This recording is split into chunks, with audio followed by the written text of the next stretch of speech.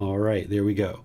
So Miranda was just letting me know that I didn't have the sound on, I'm pretty sure. So what I was just sharing is, for all of you guys on live stream that didn't hear what I was sharing, is that normally we would start this program, this class today with a meditation, but we're not going to do meditation today because the teaching that we're actually sharing throughout the 10 chapters, there's one particular teaching that is utterly important to understand. It's called dependent origination. And without this teaching, somebody wouldn't be able to get to the first stage of enlightenment. There's other teachings besides this one that you would need to learn, but dependent origination is very important and is considered to be the highest ultimate truth of the Buddha. So I'd like to be sure that we have plenty of time to study all the chapters today, including chapter 40. So I'd like to welcome all of you guys to our class, whether you're joining us for the first time or you've been joining us regularly. Welcome. We're going to be going right into actually studying the individual chapters. And Miranda is our moderator today. And those of you guys that are in Zoom, you can volunteer to actually read, because the way that we do our class is a student will read the chapter. I will share teachings about that chapter and then open up to any questions that you guys have on the chapter. The idea is that you guys are studying these books prior to the class. But if you haven't studied prior to the class, it's okay, because we're going to be reading them as part of the class. But if this is your first time joining, you might decide for the future to read the chapters prior to class. That way you'll get more benefit out of the actual class. So the way that you will ask questions is you can put those into Facebook, YouTube, or Zoom. Miranda will see that and then be sure your question gets asked during the class. But if you're in Zoom, you can electronically raise your hand and Miranda will call on you and you can ask any questions or follow-up questions directly. So I'll just go ahead and turn things over to all of you, and specifically Miranda, so that we can go ahead and progress through our class today.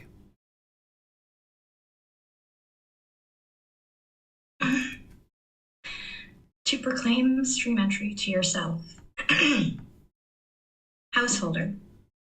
When the fivefold guilty dread is eliminated in the noble disciple, and he is possessed of the four limbs of stream entry, and has well seen and well penetrated the noble discipline by wisdom, he may, if he so aspires, himself proclaim thus of himself: I am one who has cut off the doom of hell, of rebirth in the womb of an animal, in the realm of afflicted spirits. Cut off is the waste, the ill-born, the downfall. A stream enterer am I, one not doomed to the downfall, assured, bound for enlightenment. Now, householder, what is the fivefold guilty dread that is eliminated in him? It is that guilty dread, householder, which he who kills causes in this same visible state as a result of his killing. It is that guilty dread about the life to come, which he who kills causes. Also, that discontentedness and sadness which he experiences. By abstaining from killing, he causes no guilty dread in this same visible state, nor for life to come. He experiences no discontentedness and sadness. Thus, in him who abstains from killing, that guilty dread is eliminated. It is that guilty dread, householder, which he who takes what is not given causes in this same visible state, as a result of his taking what is not given. It is that guilty dread about the life to come, which he who takes what is not given causes. Also that discontentedness and sadness which he experiences. By abstaining from taking what is not given, he causes no guilty dread in this same visible state, nor for the life to come. He experiences no discontentedness and sadness. Thus in him who abstains from taking what is not given, that guilty dread is eliminated. It is that guilty dread, householder, which he who is a wrongdoer in sexual desires causes in this same visible state, as a result of his being a wrongdoer in sexual desires. It is that guilty dread about the life to come, which he who is a wrongdoer in sexual desires causes. Also that discontentedness and sadness which he experiences. By abstaining from being a wrongdoer in sexual desires, he causes no guilty dread in this same visible state, nor for the life to come. He experiences no discontentedness and sadness. Thus in him who abstains from being a wrongdoer in sexual desires, that guilty dread is eliminated. It is that guilty dread, householder, which he who tells lies causes in this same visible state, as a result of his telling lies. It is that guilty dread about the life to come, which he who tells lies causes. Also, that discontentedness and sadness which he experiences. By abstaining from telling lies, he causes no guilty dread in this same visible state, nor for the life to come, he experiences no discontentedness and sadness. Thus, in him who abstains from telling lies, that guilty dread is eliminated. It is that guilty dread, householder, which he who is under the influence of liquor fermented and distilled, and so given to heedlessness, substances that cause heedlessness, the guilty dread, which, as a result of these things, he causes in the same visible state, also about the life to come, also that discontentedness and sadness, these are not caused by him who abstains from occasions or places for taking liquor, fermented and distilled. Thus, in him who so abstains, that guilty dread is eliminated. These are the 5 guilty dreads that are eliminated. And of what 4 limbs of stream entry does he possess? Herein, householder, the noble disciple is possessed of unwavering confidence in the perfectly enlightened one thus. The perfectly enlightened one is an arahant, perfectly enlightened, accomplished in true wisdom and conduct, fortunate, knower of the worlds, unsurpassed leader of persons to be tamed, teacher of heavenly beings and humans, the enlightened one. He is possessed of unwavering confidence in the teachings thus. The teachings are well expounded by the perfectly enlightened one, directly visible, immediate, inviting one to come and see, applicable, to be personally experienced by the wise. He is possessed of unwavering confidence in the community thus. The community of the perfectly enlightened one's disciples is practicing the wholesome way, practicing the straight way, practicing the true way, practicing the proper way. That is, the 4 pairs of persons, the 8 types of individuals. This community of the perfectly enlightened one's disciples is worthy of gifts, worthy of hospitality, worthy of offerings, worthy of respectful salutation, the unsurpassed field of merit for the world. He is possessed of the virtues, moral conduct, dear to the noble ones. In the virtues, moral conduct, dear to the noble ones, unbroken, untorn, unblemished, unblotched, liberating, praised by the wise, not misunderstood, and leading to concentration. These 4 limbs of stream entry he possesses. And what in him is the noble discipline that is well seen and well penetrated by wisdom?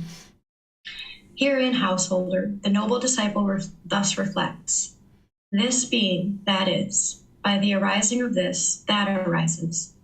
This not being, that is not. By the ending of this, that comes to be eliminated. That is to say, because of ignorance, the volitional formations, choices and decisions. Because of the volitional formations, consciousness. Because of consciousness, name and form. Because of name and form, the 6 sense bases. Because of the 6 sense bases, contact. Because of contact, feeling. Because of feeling, craving. Because of craving, clinging. Because of clinging, existence. Because of existence, birth. Because of birth, aging and death, grief, displeasure and pain, sadness and despair come into being. Thus is the arising of this whole mass of discontentedness. But with the diminishing and complete elimination without remainder of ignorance, the ending of volitional formations, with the ending of volitional formations, the ending of consciousness, with the ending of consciousness, the ending of name and form, with the ending of name and form, the ending of the 6 sense bases, with the end of the 6 sense bases, the ending of contact, with the ending of contact, the ending of feeling, with the ending of feeling, the ending of craving, with the ending of craving, the ending of clinging, with the ending of clinging, the ending of existence, with the ending of existence, the ending of birth, with the ending of birth, aging and death, grief, displeasure and pain, sadness and despair are eliminated to become.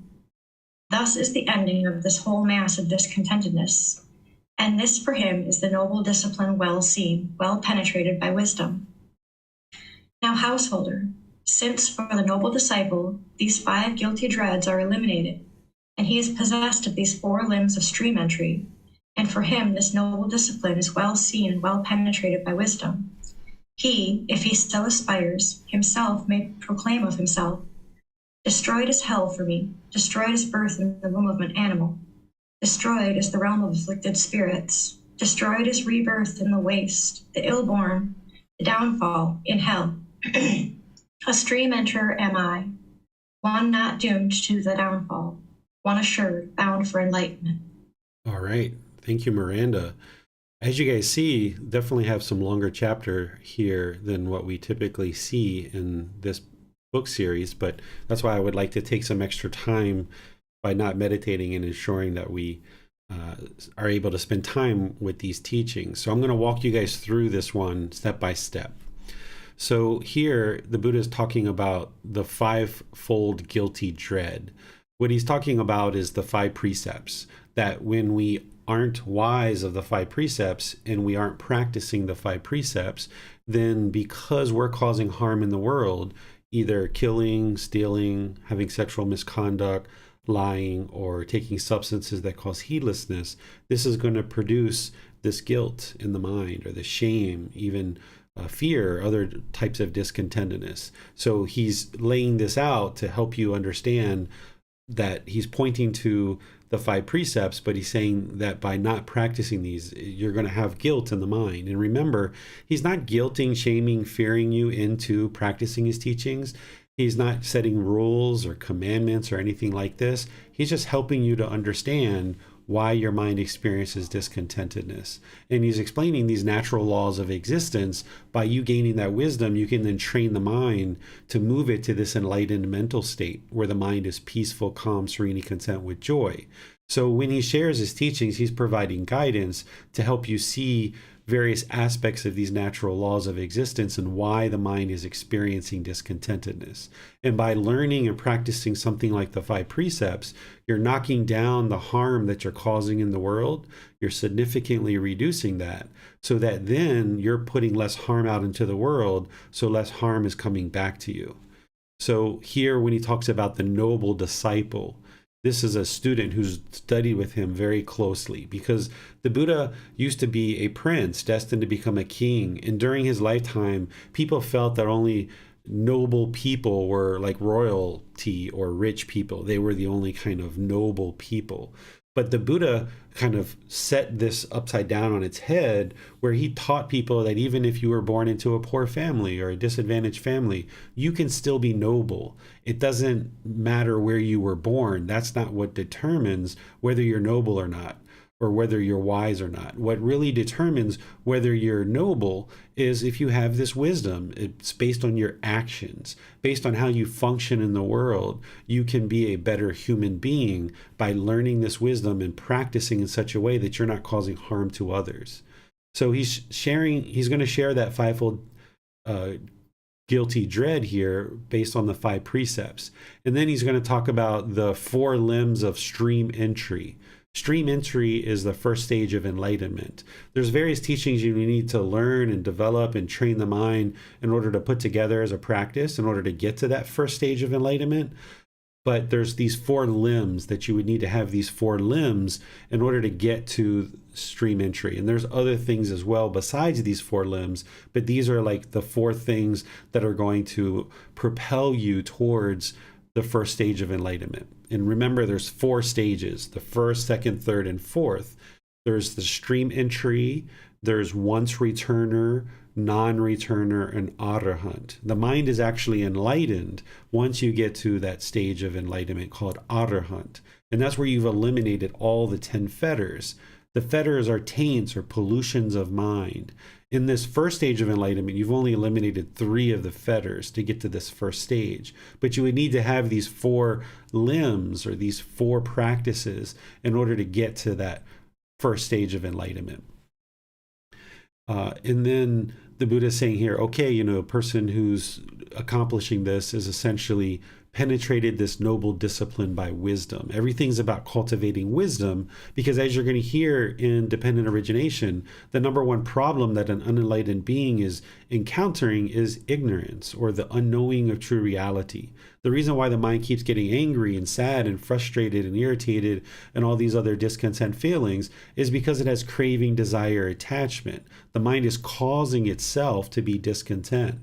But someone that has unknowing of true reality, or ignorance, or misunderstanding, or confusion, they don't understand why their mind's experiencing something like anger or sadness, because they haven't penetrated the wisdom of this noble discipline. They don't understand the Four Noble Truths. They haven't deeply seen the truth in the Four Noble Truths to understand that it's their own craving, desire, attachment that's causing discontentedness. So it's wisdom that's antidoting the ignorance. And by you antidoting the ignorance with wisdom, now your mind can now start working to eliminate craving, desire, attachment, and you can start working to eliminate anger, hatred, and ill will, and move the mind to this enlightened mental state where it's completely peaceful, calm, serene, and content with joy.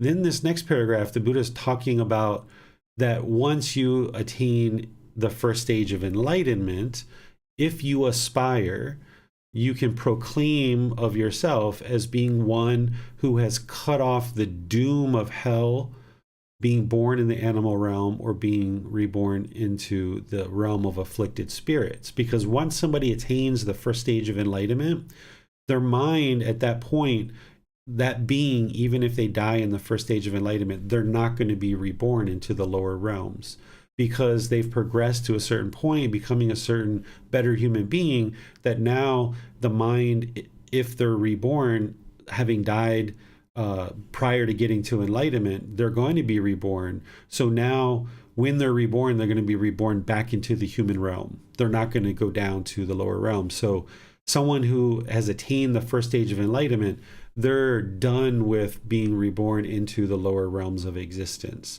They're no longer going to ever be experiencing hell, the animal realm, or the realm of afflicted spirits. It's only going to be a progression to enlightenment over the course of this life or future lives. And when he talks about proclaim of himself, he's not talking about going out on the street corner and, proclaiming to other people that you're a stream enter. This would be arrogance, or this would be conceit or pride. Instead, what he's basically saying is you can know for yourself that if you get to the first stage of enlightenment, a stream enter, that you're done with the lower realms of existence. You've cut this off, that you now have made this big step forward into the first stage of enlightenment, and your mind won't regress backwards from there.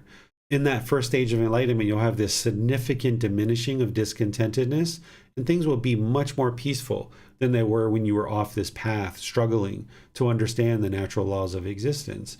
But as you get to that first stage of enlightenment, you'll see this diminishing of discontentedness, but you're still going to be experiencing discontentedness because there's still pollution in the mind. But you're at least done with the lower realms of existence, and you've at least diminished discontentedness to a certain degree. Now the goal is to continue to apply dedication, diligence, and effort to move the mind into the second, third, and ultimately the fourth stage of enlightenment, where the mind is enlightened and it's no longer experiencing any discontentedness whatsoever.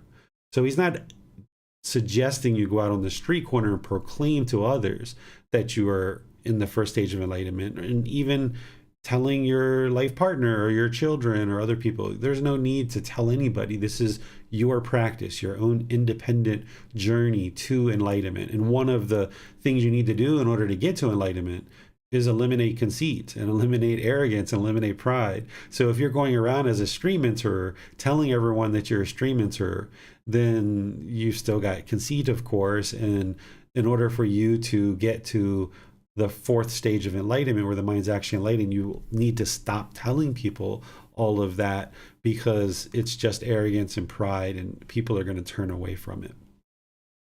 So now the Buddha talks about the 5 precepts, but he talks about them not with the illuminating language that he uses in the 5 precepts, where tomorrow Miranda is going to be sharing in our group learning program the 5 precepts. And if you haven't studied those with the words of the Buddha, or even if you have, it would be really wise to attend that class right here in the same place in Zoom. We're not going to be live streaming that tomorrow, but here in Zoom, you can learn the details of the words of the Buddha around the 5 precepts.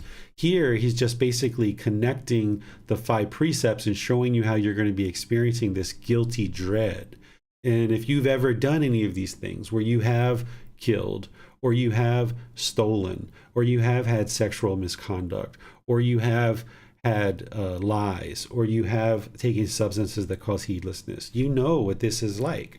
So this is where you don't believe the Buddha's teachings, but you learn them, you reflect on them, and you practice and see the truth for yourself. And you know that if you've ever done these things, you've experienced guilty dread as part of your actions of killing, stealing, having sexual misconduct, lying, and taking substances that cause heedlessness. And what the Buddha is sharing with you here is by eliminating this conduct where you're no longer doing these things, and others, of course, then you'll eliminate the discontentedness. You eliminate this guilty dread.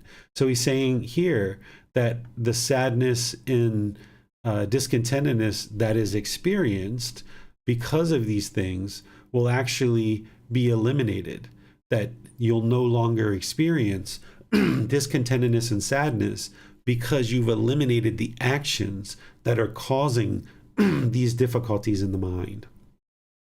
So he talks about those 5 precepts there. Then he talks about the 4 limbs of stream entry.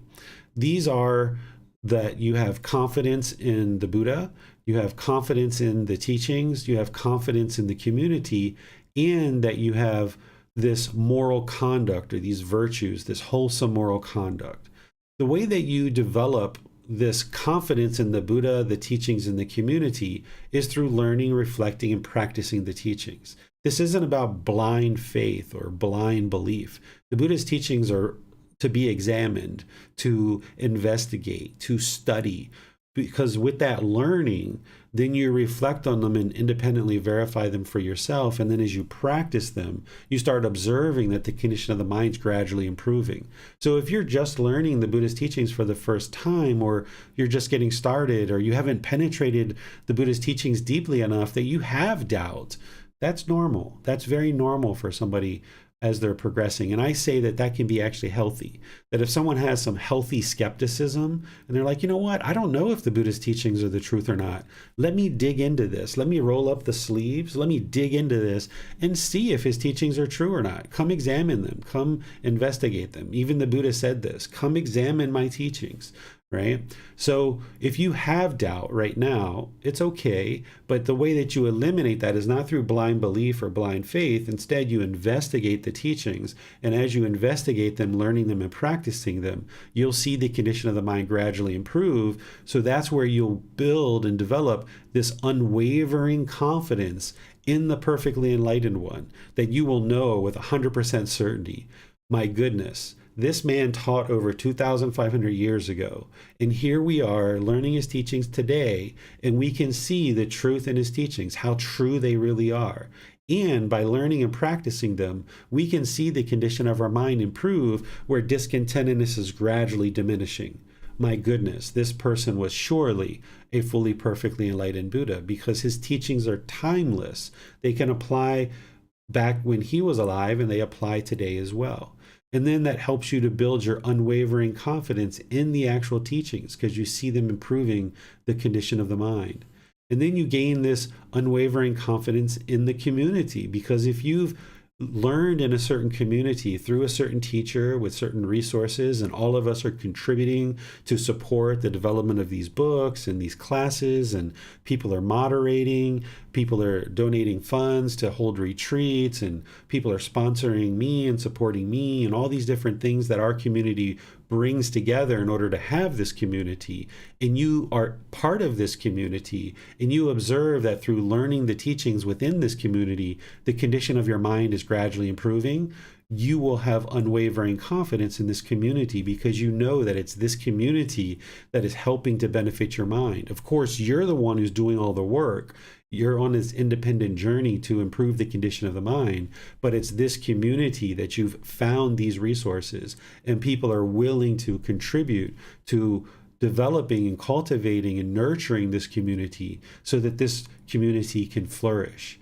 And slowly but surely, if you have any doubt about this community, that will gradually diminish as you observe that through learning the teachings here and practicing them, that the condition of the mind's gradually improving. And then by you cleaning up your moral conduct, which is what the Buddha was talking about with the 5 precepts and other things like right intention, right speech, right action, and so forth, right livelihood, by you cleaning up your moral conduct and causing less harm in the world, then less harm is coming back to you. So in that situation, by you cleaning up your conduct through learning the wisdom of the Buddhist teachings, you will then have the 4 limbs that are going to lead to stream entry. And of course, you need to learn the 3 universal truths, the 4 noble truths, the Eightfold Path, the 5 precepts, the Brahma Viharas, the 10 fetters, the extensive meditation training, all of these other things that you need to learn. But by cleaning up your moral conduct, this is an important aspect of getting to that first stage of enlightenment. And when the Buddha used to teach students, brand new students, the first thing he would teach them is the moral conduct. Because as long as you're killing or stealing or having sexual misconduct or lying or taking substances that cause heedlessness, you're actually working against yourself. Because as long as we're polluting the mind with something like substances, for example, how could we ever purify the mind and get to this better, improved condition of mind where the mind's peaceful, calm, serene, and content with joy if we're polluting the body and the mind with like a substance? Or if we're out there causing harm by killing or stealing or having sexual misconduct or lying, it's going to be very difficult to get to peacefulness. You wouldn't be able to get to peacefulness as long as you're doing those things. So it's the moral conduct, which is one of those important limbs to get to the first stage of enlightenment. Now the Buddha starts talking about this wisdom of dependent origination. That's what he's starting to go into. But chapter 40, he explains dependent origination in detail. And that's what we're going to spend a portion of our time in today's class with.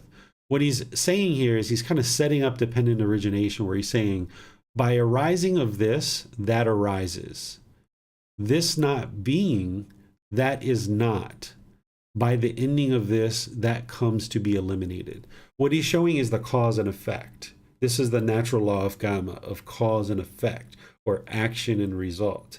This is the whole basis of the natural law of Gama and all the teachings that the Buddha shares, particularly this ultimate truth of dependent origination. So he's setting that up for you by helping you see that when you have this thing, then this occurs. This isn't dependent origination, but let me just give you an example that you can understand. When somebody's polite, that's the cause. The effect is you enjoy being around them. When someone's harsh and aggressive, you don't enjoy being around them, right? That's the cause and effect. By you choosing to be polite, kind, friendly, and respectful, you'll see that people will be more interested to spend time with you, and your personal and professional relationships will blossom. In situations where you've been impolite, unkind, unfriendly, and disrespectful, you had unwholesome results because of that. People weren't interested in being around you. So this is cause and effect, or action and result. So he's setting that up here by explaining that to you, that by this arising, that arises. By this not being there, by this being eliminated, then this will not occur. So now he's going to go into talking about dependent origination. He's saying, okay, because of ignorance or the unknowing of true reality, then there's going to be these volitional formations or these choices and decisions that are coming from ignorance or this unknowing of true reality. And because there's these choices and decisions that are based in this ignorance or unknowing of true reality, there's this consciousness or this mind that is polluted with this ignorance. Because of that, then there's what's called name and form. There's this birth of this physical body that comes into being. Name and form is essentially the physical body. There's consciousness as well. You'll see in chapter 40 where he explains each one of these. Because of this physical body, there's going to be these sense bases. This is the eyes, the ears, the nose, the tongue, the body, and the mind. These 6 sense bases. The mind is longing and yearning for pleasant feelings through these sense bases. But these sense bases come into existence because of someone being reborn.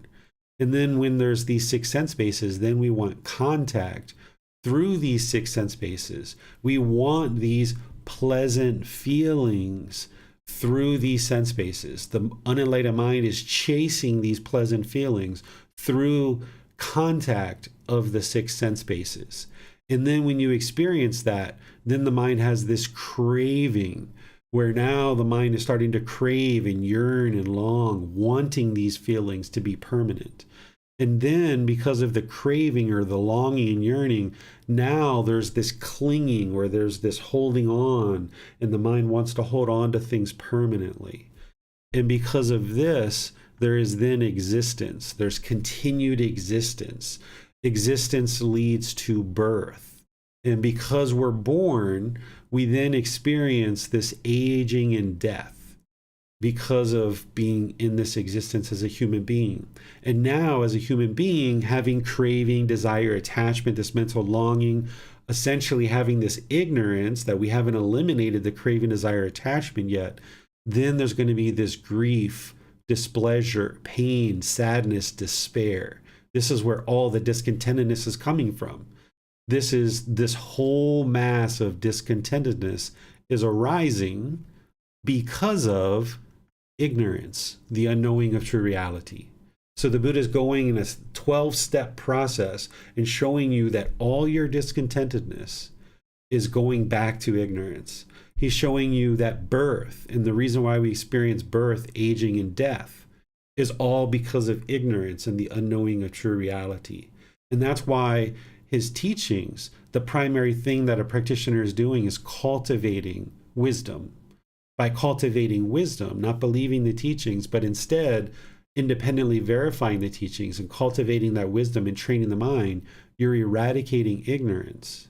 And by eradicating ignorance, you then will make wise decisions instead of decisions through ignorance. And now you'll unravel this whole sequence of events that is going from ignorance to decisions to this consciousness or this mind and so forth and so on. You will unravel all of this, getting to the point where discontentedness no longer exists because you've eliminated the conditions that are causing the discontentedness.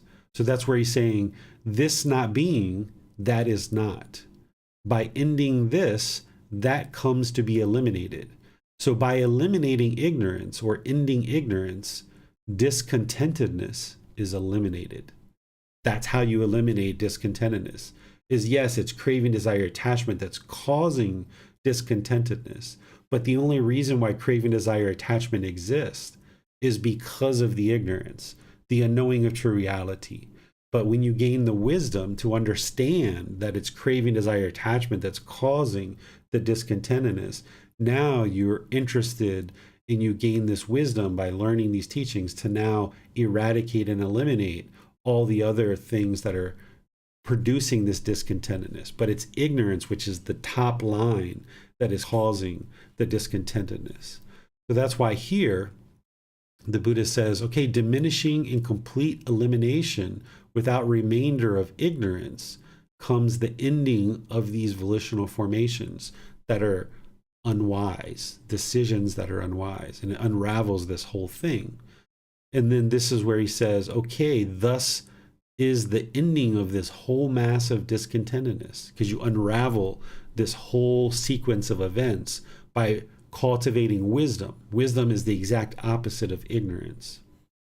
And then part of that is to cultivate these 5 precepts so that you no longer are experiencing this guilty dread and having and possessing these 4 limbs of stream entry by having confidence in the Buddha, confidence in his teachings, confidence in the community, and having virtuous moral conduct. You're possessing the 4 limbs to be able to get to this first stage of enlightenment because you've now seen You've had this seeing, this clarity of the teachings, and you've penetrated them well by wisdom. That's the investigation and the reflection and the practice of them. And then once you get to that first stage of enlightenment, the Buddha is just reiterating here that you will no longer be reborn down into the lower realms. What questions do you guys have on this teaching? So towards the beginning of this, where it says that we can proclaim to ourselves that we are a stream enterer, is this different than allowing the mind to believe that it's attained enlightenment? Yeah, so the Buddha explains how when someone has attained stream entry, you will know that for yourself. Same thing when you get to enlightenment, you will know that your mind is enlightened. You will know that. You will have the wisdom that it has, because you will know that you're no longer experiencing discontentedness for 1 to 2 or 3 years. But it's very different of trying to convince yourself that you have attained enlightenment, or trying to convince other people. But this is kind of like what he's saying here when he's saying proclaiming of himself. It's just knowing for yourself that you've attained the first stage of enlightenment. Or other places of the teachings, he talks about knowing for yourself that you've attained enlightenment. The reason why you know that is because you know what enlightenment is. You've been on this active path for however many years. And to bring the teachings into focus to the point where you know your mind is enlightened, you would have had to have done a whole lot of things in order to accomplish that. So if you know that the mind is enlightened because you're not experiencing discontentedness, or you know the mind is in stream entry because of all the teachings that he shares to help you understand that, it's one thing to know it, it's another thing to convince the mind of it, which then the mind can become complacent or arrogant or prideful, having that ego in there. So it's more about knowing versus convincing the mind that you are enlightened or that you are a stream enterer. Yes, thank you, sir. You're welcome. Marcy has her hand raised. Let's go to her. Thank you, Miranda. Thank you, Teacher David. So my question to you, Teacher David, is that when someone has become a stream enterer, and say for whatever reason they pass before reaching enlightenment, they obviously will be reborn into the human realm. And at that moment in time, when they're reborn into the human realm, we'll have to kind of refine the path and all the learnings over again. But my question is like, how do I say this? In learning and having to relearn that all over again, what is it that helps them perpetuate to get to that stream entering level again, if that makes sense? Like, I don't know if I'm asking my question clear enough. Yeah, it's very clear. So from one life to the next, when there's rebirth, craving, desire, attachment moves from one mind to the next, as well as residual memories moves from one life to the next. This is why some people observe their past lives, is because they have residual memories from those past lives that have been carried forward into the new mind. Well, the same thing is that if you're learning the teachings in one life and you've gotten to stream entry, there's certain wisdom that you've cultivated, and those residual memories will move forward into the new life. So even though you're starting off as a brand new being, you're a baby. Just like you need to learn how to talk and walk and read and write and all these other things, you have to learn those over and over again for each individual birth. You still need to learn the Buddhist teachings again, but it's going to be easier for you because you've done it in a previous life and there's residual memories there from that previous life when you were learning and practicing these teachings. So if you find these teachings to be really easy and really straightforward, not necessarily easy, but straightforward to learn, and they just make sense to you, there's a good chance that you actually studied these teachings in a prior life. And conversely, if you find it quite a struggle to learn and practice these teachings, particularly, when you first get started, most people do have a little bit of a struggle. But if you're still struggling after a year or 2 or 3, and it's still a real struggle for you, you most likely didn't study these teachings in a previous life. No big deal. It's all in the past. You're not a bad person. You're putting in the effort to learn now. but that's how it actually occurs, is that there's these residual memories that move from one life to the next. And the way that I describe it is like a cardboard box, is that the cardboard box are two separate cardboard boxes, but the contents in cardboard box A, upon the death of that cardboard box, the contents of craving and the residual memories are moved into this new mind. And then now with those residual memories, you will find that it's less effort to learn and practice in this new life. Thank you so much, teacher. So I understand it would be the residual memories that would help perpetuate the path a little bit easier in the next rebirth. Exactly. And you're still going to have to learn, but it'll just be so much easier for you in that next life. Thank you so much. Appreciate it. You're welcome. It does not appear we have any more questions on this chapter, sir. All right. So we go to chapter 32. Yes, sir. Let's go to Jan to read chapter 32. Thank you, Miranda. 3 kinds of wonders. There are 3 kinds of wonders, Kavada, which I, having myself understood and realized them, have made known to others. And what are the 3? The mystic wonder, the wonder of mind reading, and the wonder of instruction. And what, Kavada, is the mystic wonder? In this case, Kavada, supposing that a brother enjoys the possession in various ways of mystic power, from being one, he becomes multiform. From being multiform, he becomes one. From being visible, he becomes invisible. He passes without hindrance to the further side of a wall or a battlement or a mountain. As if through air, he penetrates up and down through solid ground, as if through water. He walks on water without dividing it, as if on solid ground. He travels cross-legged through the sky, like the birds on wings. He touches and feels with the hand, even the moon and the sun. Beings of mystic power and potency, though they may be, he reaches, even in the body, up to the heavenly realm. And some believer of trusting heart should behold him doing so.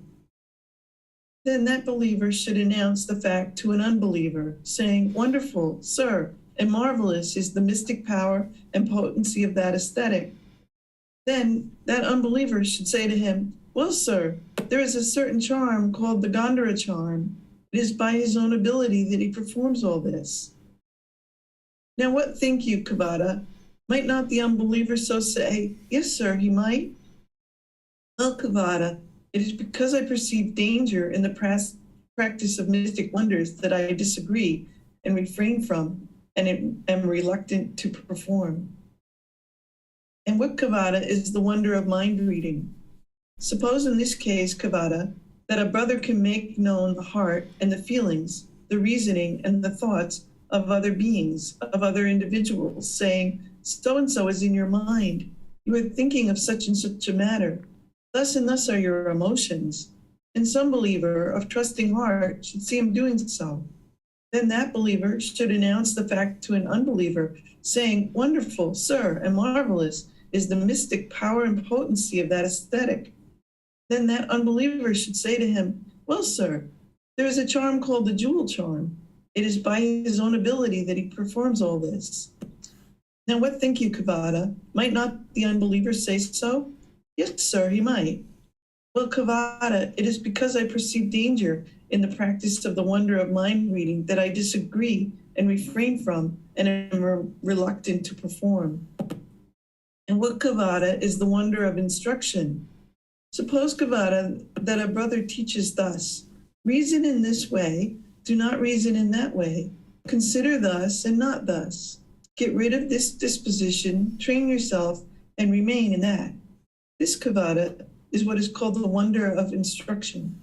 And further, Kavada, suppose that a Tathagata is born into the world, one who has won the truth, an Arahant, a fully awakened one, abounding in wisdom and goodness, joyful, who knows all worlds, unsurpassed as a guide to humans, willing to be led, a teacher for gods and humans, a perfectly enlightened one, a Buddha. He by himself thoroughly knows and sees as it were, face to face, this universe, including the worlds above of the gods, the Brahmas and the Maras, and the world below with its ascetics and Brahmins, its princes and people, and having known it, he makes his wisdom known to others. The truth, lovely in its origin, lovely in its progress, lovely in its completion, does he proclaim, both in the spirit and in the letter.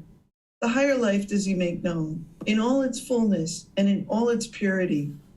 A householder, or one of his children, or a man of inferior birth in any class, listens to that truth, and on hearing it, he has confidence in the Tathagata, the one who has found the truth.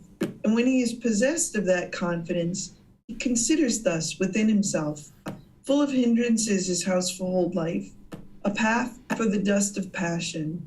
Free as the air is the life of him who has renounced all worldly goods, worldly things. How difficult is it for the man who dwells at home to live the higher life in all its fullness, in all its purity, in all its bright perfection. Let me then cut off my hair and beard. Let me clothe myself in the orange-colored robes, and let me go forth from the household life into the homeless life.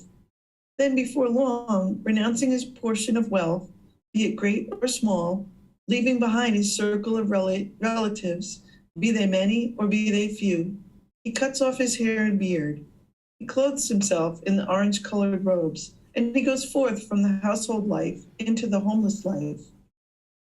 When he has thus become an ascetic, he lives unrestrained by that restraint that should be binding on an ascetic.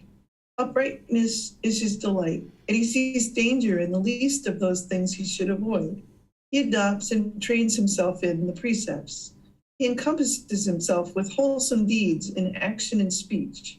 Pure are his means of livelihood, wholesome is his conduct, guarded the door of his senses, mindful and self-possessed, he is altogether joyful. And how, Kavada, is his conduct wholesome? In this Kavada, that the monk, putting away the killing of living beings, abandoning the destruction of life, the stick and the sword he has laid aside, and reluctant to roughness, and full of mercy, he resides compassionate and kind to all creatures that have life. Kavada, this is called the wonder of instruction. With his mind thus serene, made pure, translucent, cultured, free of evil, flexible, ready to act, firm and imperturbable, unable to be upset or excited, calm, serene, he directs and bends down his mind to the wisdom of the destruction of the deadly floods. He knows as it really is. This is discontentedness. He knows as it really is. This is the cause of discontentedness. He knows as it really is. This is the elimination of discontentedness. He knows as it really is. This is the path that leads to the elimination of discontentedness. He knows as they really are. These are the deadly floods. He knows as it really is. This is the cause of the deadly floods. He knows as it really is. This is the elimination of the deadly floods. He knows as it really is. This is the path that leads to the elimination of the deadly floods. To him, thus knowing, thus seeing, the mind is set free from the deadly poison of craving, is set free from deadly poison of anger, is set free from the deadly poison of ignorance, unknowing of true reality. In him, thus set free, there arises the knowledge of his liberation, and he knows rebirth has been destroyed. The holy life has been fulfilled. What had to be done, has been accomplished. After this present life, there will be no beyond.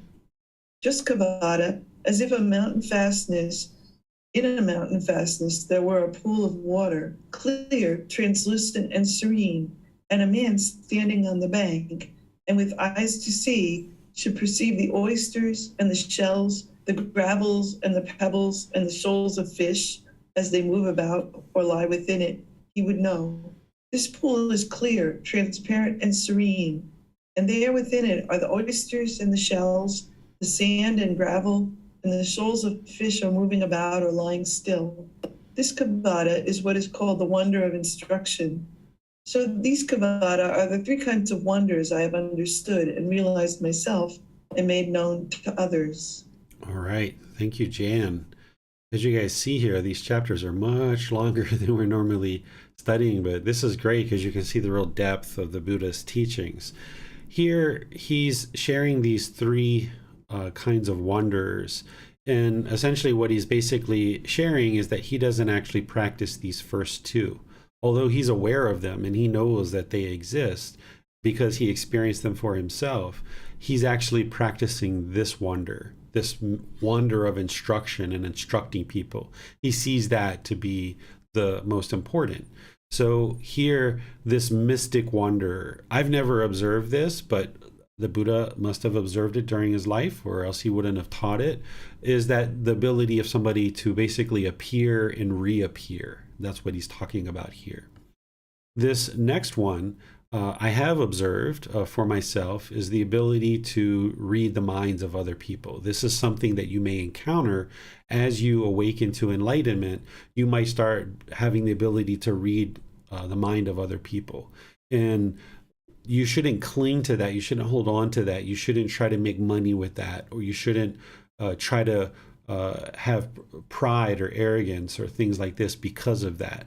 But as your mind becomes less and less burdened and eliminate pollution of mind, you may experience the ability to actually read people's minds. But this isn't the purpose of this path. The purpose of this path is to get to liberation, to peace, to enlightenment, where the mind is no longer experiencing discontentedness. But just know along the way, you might get to the point where you can read other people's minds and you know things that you're not really, intended to know. And that's why the moral conduct is so important, that you practice that, where you're not sharing things with people and you're not using it for financial gain. And the Buddha is saying, he's choosing not to practice this. He's saying that he disagrees and he's reluctant to actually perform this, even though he knew it was possible, and even though he probably experienced that for a certain period of time as he was awakening. He no longer performs that because he knows that it's not helpful necessarily. But this wonder of instruction, this is like another way to talk about this, is like a miracle of instruction, right? Being able to know these teachings as a Tathagata or as a Buddha. A Buddha or a Tathagata is going to know these teachings inside and out, backwards, forwards. Their wisdom is going to be very deep, very profound, and they're going to be able to provide guidance to people in ways that others can't. And that's a real wonder. That's what the Buddha is actually practicing, because by sharing these teachings into the world, and specifically he starts talking about the Four Noble Truths, because everything really comes back to the Four Noble Truths in one way or another. That's what he's really practicing, is this wonder of instruction. So what questions do you guys have on this particular chapter? It does not appear there are any questions at this time, sir. All right, so let's move on to chapter 33. One who is near to Nibbana, enlightenment. Monks, possessed of four qualities, a man is incapable of falling away. He is near to Nibbana, enlightenment. What are the four?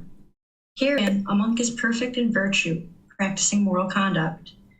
He is guarded as to the doors of the sense bases. He is moderate in eating. He is devoted to watchfulness. And in what way is a monk perfect in virtue? Herein, a monk is virtuous. He resides restrained with the restraint of the training guidelines. Perfect in the practice of right moral conduct, he sees danger in the slightest faults. He takes up and trains himself in the stages of training. Thus a monk is perfect in virtue. And how is a monk guarded as to the doors of the sense bases? Herein a monk, seeing a form with the eye, does not grasp at the general features or at the details. Since craving and aversion, evil, unprofitable states, might flow in upon one who resides with the sense bases of the eye uncontrolled, he applies himself to such control. He sets a guard over the sense base of the eye, and he attains control. When he hears a sound with the ear, or with the nose smells an odor, or with the tongue tastes a flavor, or with the body touches a physical object, when with the mind he recognizes a mental object, He does not grasp at the general features or details. But since craving and aversion, evil, unprofitable states, might flow in upon one who resides with the sense space of the eye uncontrolled, he applies himself to such control. He sets a guard over the sense space of the ear, nose, tongue, body, and mind, and attains control. That is how a monk has the doors of the sense spaces guarded. And how is a monk moderate in eating? Herein, a monk takes his food thoughtfully and carefully, not for sport, not for indulgence, not for personal charm or adornment, but just enough for the support, for the continuance of the body, for its resting unharmed, to help the living of the holy life with this thought: my former feeling I check, and I set going no new feeling. Thus maintenance shall be mine, blamelessness and comfort in life. Thus a monk is moderate in eating. And how is a monk devoted to watchfulness? By day a monk walks up and down and then sits, thus purifying the mind of obstructive states. By night for the first watch he does likewise. In the middle watch of the night, lying on his right side, he takes up the lion posture, resting one foot on the other, and thus collected and composed, fixes his thoughts on rising up again. In the last watch of the night, at early dawn, he walks up and down, then sits, and so purifies the mind of obstructive states. That is how a monk is devoted to watchfulness. Possessed of these four qualities, a monk is incapable of falling away. He is near to nibbana, enlightenment. Thank you, Miranda. So the Buddha here is talking about four qualities that show that the being is close to enlightenment. And he discusses other qualities as well at other parts of his teachings. But here he's talking about practicing moral conduct, guarding the doors to the sense spaces, eating in moderation, and being devoted to watchfulness. I think that all the Buddhist teachings are very clear and completely straightforward. But even with that, I will typically go through and teach each individual aspect of his teachings. But given the amount of content that we have to share in today's class, with this particular teaching, I'm just going to open up to any questions that you guys might have rather than go through this, because I think that this one is really quite clear, as are all the other teachings. But I would like to just give you guys a chance to ask any questions that you might have on this one. Yes, sir. The only one that's sort of unclear to me is how can we today be devoted to watchfulness? Because we don't get up 3 times during the night, most of us anyways. Mm-hmm. So how is this possible for us in today's way of living, sir? Sure. What the Buddha is actually talking about here is, you know, that when you're dozing off to sleep, where your mind is not quite alert, but it's not quite asleep either, there can be thoughts that kind of come up during that time. There can be unwholesome thoughts, evil thoughts. And what the Buddha is talking about here is being watchful over that. The same thing happens when you're waking up, where you're not quite awake, but you're not quite asleep. You're just kind of sitting there stretching, just kind of regaining your consciousness. Same thing. So as you're dozing off and as you're waking up, you still need to be watchful over the mind, because that's a time where the mind can really implode on itself. This is one of the reasons why we oftentimes have difficulty sleeping in the unenlightened state, because as we're dozing off, our mind is just ruminating with all these problems and all these difficulties or evil thoughts about people in our day. So you should watch over the mind during that time and ensure that even in that situation where your mind's not quite awake, it's not quite asleep, if you see an evil thought come to mind, cut it off and let it go. Yes, thank you, sir. Mm-hmm. Marcy has her hand raised. Let's go to her, sir. Thank you, Miranda. Thank you, Teacher David. Miranda, thank you for asking that question about watchfulness. I too myself was questioning that, but great clarity.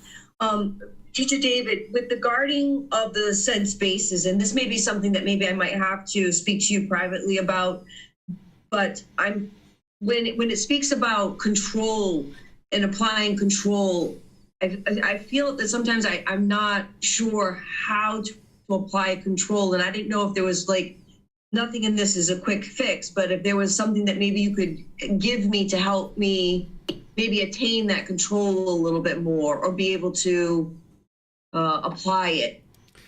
Sure. The way that you can think about controlling the mind is restraining the mind. Because whenever he's talking about the sense bases, it's always craving, desire, attachment through the sense bases that are causing the discontentedness. So the way to gain control over this is to restrain the mind. So where you see the mind lurching forward through the eyes, ears, nose, tongue, wanting bodily contact or something in the mind, you restrain it, much like a horse. If you've ever ridden a horse and you've pulled the reins back on a horse, it's the same thing that you're doing with the mind. The way that you get better at that is through developing your breathing mindfulness meditation practice. Because with breathing mindfulness meditation, you are developing more mindfulness or awareness of mind. You're developing concentration, focusing on a single object, which is the breath. And when the mind moves off the breath, you're cutting it off and letting it go. And now this is going to help you restrain the mind in daily life. So if you're not quite observing that you can do that in daily life, it's just because you haven't accumulated enough benefits of the meditation, and you maybe haven't just been doing it long enough. You just need to keep doing it each day, 2 to 3 sessions per day, 30 minutes or more. And the other reason why you might not be able to restrain the mind in certain situations is because the craving is just so strong and so powerful. That there hasn't been enough work done on the mind. Again, there hasn't been enough accumulation of benefits. So as you meditate for extended periods of time, year, 2 years, 3 years, 4 years, the mind will get better and better of observing with mindfulness, having concentration, and being able to let go. And then in daily life, as craving is arising and you observe the bodily sensations associated with discontentedness arising, and there again, you're cutting it off and letting it go, that is going to gradually help the mind to now you can control it. So just to follow up, so Teacher David, I am meditating 3 times a day, and it's approximately around 30 minutes. But I am finding myself, when I do find these cravings coming at me and I'm feeling them, I actually kind of remove myself and go into a meditation to try to appease that. Is that a good tool to try to do, or do I need to stay aware and conscious in the moment and do that restraining? Or is falling back on into meditating better? Or should I need to increase the amount of time that I am meditating, or frequency? What you're describing is actually the same thing and is perfect. The Buddha describes how that breathing mindfulness meditation will eliminate any evil, unwholesome qualities of mind on the spot. So if you're observing craving arising and you go into meditation right away, you are restraining the mind, and you're using meditation to help you do that. That's exactly what the Buddha would have taught you to do. Thank you very much, teacher. Mm-hmm. Thank you. And then as you do that more, accumulate more benefits, you won't have to do that as much, because you'll be able to just observe the craving coming and cut it off without even going into meditation. But you have to accumulate the benefits. So that's perfect what you're actually doing. All right. So okay, that's thank you. I appreciate that. I felt like I was just doing it all the time, and was I was like, am I wearing this out? But I appreciate that. Thank you. Mm-hmm. It does not appear we have any more questions at this time, sir. All right. So now it's chapter 34. Yes, sir. Let's go to Jan to read chapter 34. Thank you, Miranda. The supreme development of the sense bases. Now, Ananda, how is there the supreme development of the sense bases in the Noble One's discipline? Here, Ananda, when a monk sees a form with the eye, there arises in him what is agreeable, there arises what is disagreeable, there arises what is both agreeable and disagreeable. He understands thus: what has arisen in me, what is agreeable, there has arisen what is disagreeable. There has arisen what is both agreeable and disagreeable. But that is conditioned, clear, dependently arisen. This is peaceful. This is superb. That is equanimity.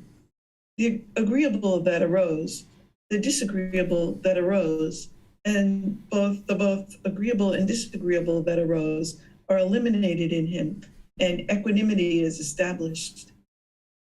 Just as a man with good sight having opened his eyes, might shut them, or having shut his eyes, might open them. So too, concerning anything at all, the agreeable that arose, the disagreeable that arose, and the both agreeable and disagreeable that arose are eliminated just as quickly, just as rapidly, just as easily, and equanimity is established. This is called in the Noble One's discipline the supreme development of the sense bases regarding the forms recognizable by the eye. Similar discourses were spoken in the case of hearing a sound with the ear, smelling an odor with the nose, tasting a flavor with the tongue, touching a physical object with the body, recognizing a mental object with the mind, though with different analogy as the following. Sound, just as a strong man might easily snap his fingers. Odor, just as raindrops on a slightly sloping lotus leaf roll off. Flavor, just as a strong man might easily spit out a bowl of spit collected on the tip of his tongue. Physical objects, just as a strong man might extend his flexed arm or flex his extended arm. Mental objects, just as if a man were to let 2 or 3 drops of water fall onto an iron plate heated for a whole day, they would quickly vaporize and vanish. All right. Thank you, Jan. So here, the Buddha is talking about how once you develop the sense bases really well and you do what he was talking about in the previous chapter of restraining the mind, you eventually get to the point where there no longer is this agreeable and disagreeable contact. In the unenlightened mind, if there's something agreeable that is experienced through the 6 sense bases, you will have pleasant feelings. In the unenlightened mind, where there's disagreeable contact through the 6 sense bases, you will have painful feelings. But as you progress to enlightenment, and by the way, the Buddha is explaining that right here, what the Buddha explains is that, okay, by the time you get to enlightenment, essentially, he's saying that there's no such thing as agreeable or disagreeable contact. It's just all impermanence. So in the past, when you heard beautiful music that you like, it's like, oh, that sounds so great, man. That's my jam. That's my music, right? And you're all feeling good about that. You get all these pleasant feelings. But then when you hear some music that you don't like, you're, oh man, why is he playing that? It's too loud. I don't like that. Right? The mind's discontent because there's this agreeable and disagreeable contact through the ears, for example. Well, when you eventually train the mind enough and you no longer have this agreeable and disagreeable in the mind because there's no more craving there. When there's craving, desire, attachment, and you're longing for pleasant feelings, then there's going to be agreeable things that you want, and then there's going to be disagreeable things that you don't want. But when you eliminate the craving, desire, attachments from the mind through practicing all the teachings that the Buddha shares, then there's no longer agreeable and disagreeable. It's just a whole bunch of things that are happening, and they're all impermanent, and your mind can be completely peaceful, calm, serene, and content with joy no matter what's happening around you. That's essentially what he's getting to here, where he says equanimity is established. Equanimity is calmness and composure, evenness of temper, especially in difficult situations. So that's what essentially is going to occur as you train with all the other steps of the Eightfold Path and all the other things that I share with you as part of the Buddhist teachings. You will start to observe how you don't agree with this or you don't disagree with it. It's just food. And you're just eating this food and you notice that it doesn't maybe taste the same as other food that you have, but you're willing to eat that food because you're just sustaining the body. And then you eat some other food and it's like, oh, wow, this is like really tasty. But you're not seeing this as agreeable or disagreeable. It's just different. And you can be peaceful, calm, serene, and content with joy no matter what you eat. You can just eat it just to sustain the body. If the mind's craving for permanent flavors, then when you get those flavors, this agreeable flavor, then the mind's going to have pleasant feelings. But then when you eat something that is disagreeable, you're going to have these painful feelings. But when that diminishes and you eliminate that, it's just food. It's just a substance. And there's just impermanence. They just taste different. It's not agreeable or disagreeable or pleasant feelings and painful feelings. It's just always peaceful, calm, serene, and content with joy in the mind. And you're just ingesting this substance, for example, to sustain the health of the body. And that's the way you'll see it. And that's the way you'll think about it, rather than having craving, desire, attachment. What questions do you guys have on this chapter? It does not appear there are any questions at this time, sir. Right, so now we'll 35. Need not to know how much fetters were worn away. Monks, just as a carpenter or a carpenter's apprentice, inspecting the handle of his adze, sees thereon the marks of his fingers and thumb, nor knows how much of the adze handle was worn away that day, nor the previous day, nor at any time, yet knows just when the wearing away has reached the end of wearing away. Even so, monks, a monk intent upon making, become known not to what extent the fetters were worn away that day, nor the previous day, nor at any time, yet knows just when the wearing away has reached the end of wearing away. All right, thank you, Miranda. So here, this adze, or however it's pronounced, I don't even know how to pronounce it. It's basically a long handle with this metal, implement that you kind of use for digging and chopping. Think about an axe. It's not an axe, but think about an axe or a hammer or something like this. And the Buddha is using this analogy, saying that each day you use this tool, you don't know how much wood you've worn away on this handle. Just like you don't know how much fetters, how much of this pollutions of mind you've worn away on a particular day. But if you use that tool long enough, you will get to a certain point where it's like, yeah, I've worn down this handle. I need to replace the handle. And the same thing is that when you get to the end of eliminating certain fetters, you will know that you've eliminated those fetters, because you'll see how the mind functions differently without having those fetters in the mind. That when that pollution is gone, you will know, okay, it's gone. I no longer have ill will, because you haven't had anger, hatred, or ill will for 1 year or 2 years. There just hasn't been any anger whatsoever arise in the mind. You'll know it's completely gone. But each day leading up to that, you won't know how much of the anger that you've eliminated. And this is where sometimes people can kind of get frustrated. They think they're not progressing because they're trying to figure out, how much did I progress today? How much did I progress this week? How much did I progress this month? And you get kind of frustrated because you see anger arise and you're like, I don't want to deal with that anger. Why did it arise? I thought I was making progress. Well, you can't observe how much incremental progress you're making throughout your days and weeks and months. But once the ill will is gone, for example, you'll know that it's completely gone. So that's what the Buddha is basically saying here, is that, essentially he doesn't say this part, but what I'll say to you is stay focused on the goal, stay focused on the objective. You are wearing away the ill will, for example. If you're doing loving kindness meditation and you're practicing loving kindness in daily life, you are wearing away the ill will, but you're just not going to be able to see how much in this incremental improvements, but you'll know when it's completely gone. And that's where you'll really thank yourself for having done all that work. Questions on this chapter? It does not appear we have any questions at this time, sir. All right. We'll go to the next chapter.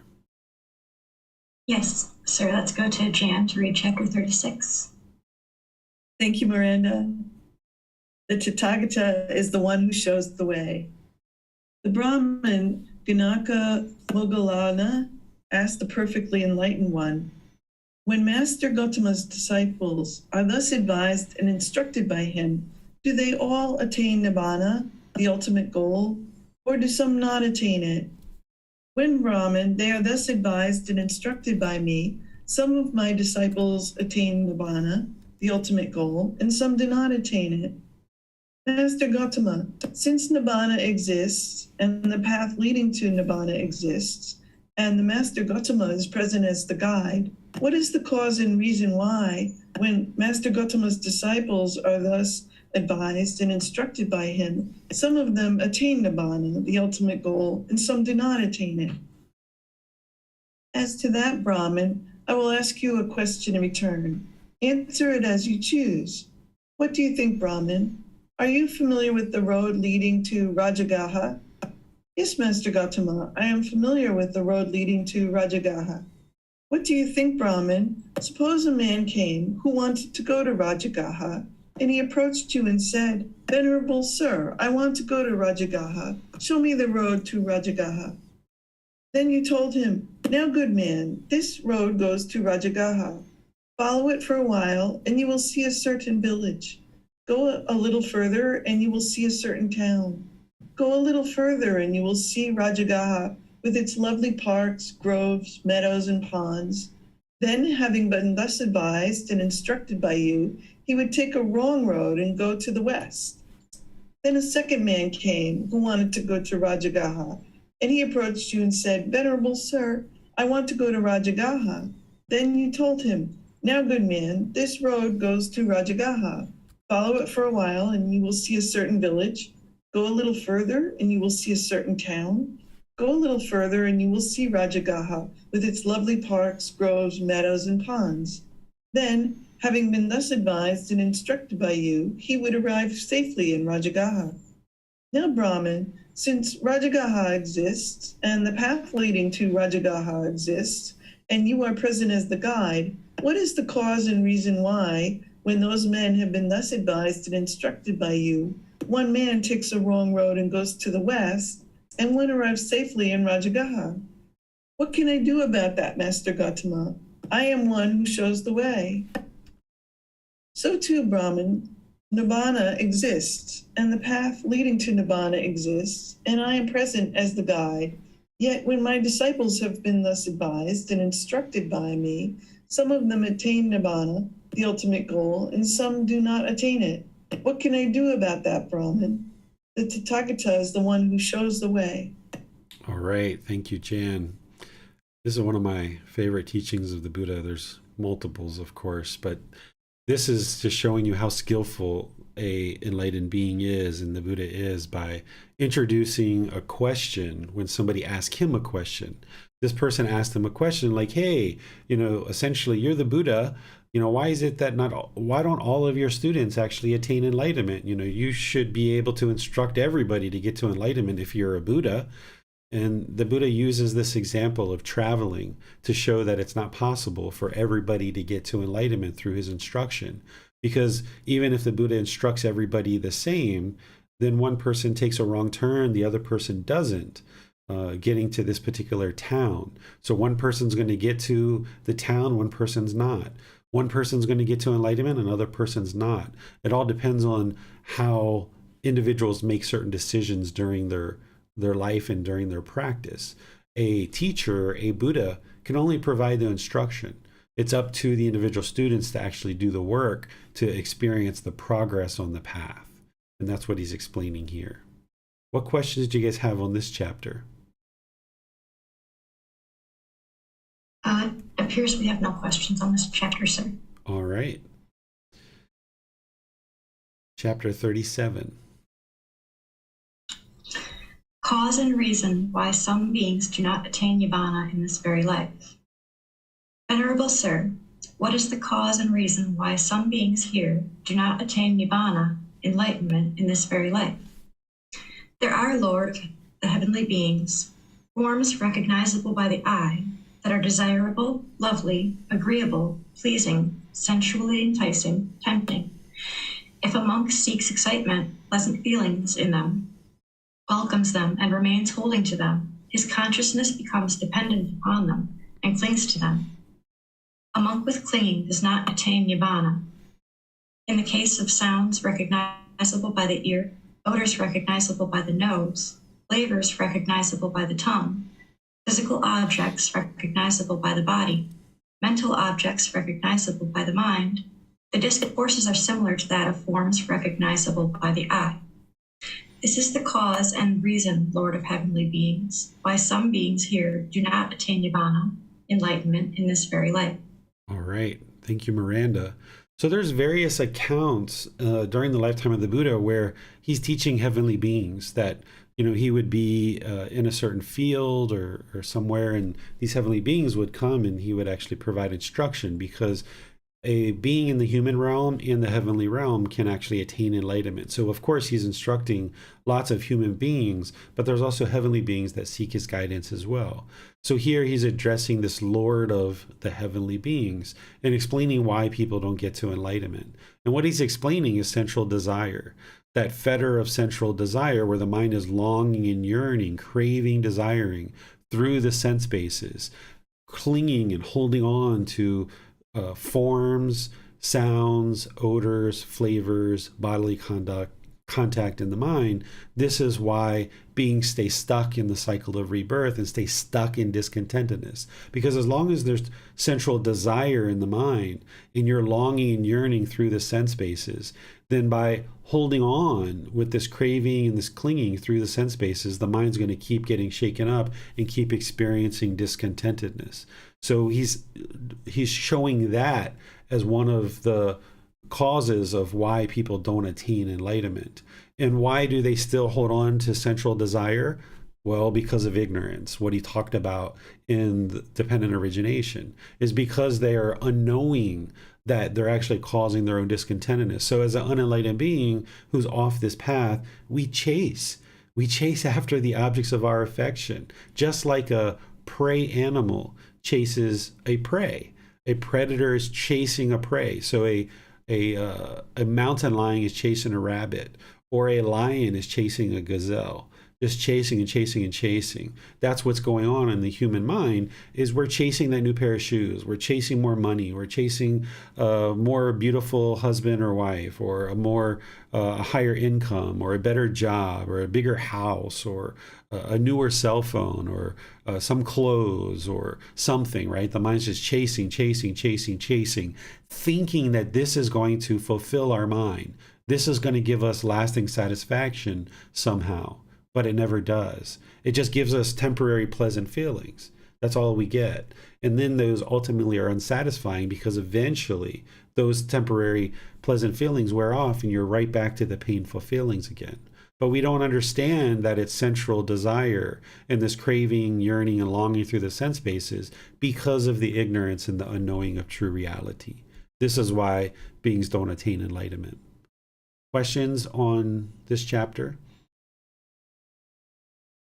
Yes, sir. On Zoom, Bunya asks, Sir, how did the Buddha know the way to communicate with each student? Not sure what you mean by that question, because a Buddha is going to communicate, in whatever language that they're communicating in, and then based on understanding their students, he's just going to share the teachings, because they're the same teachings from student to student to student.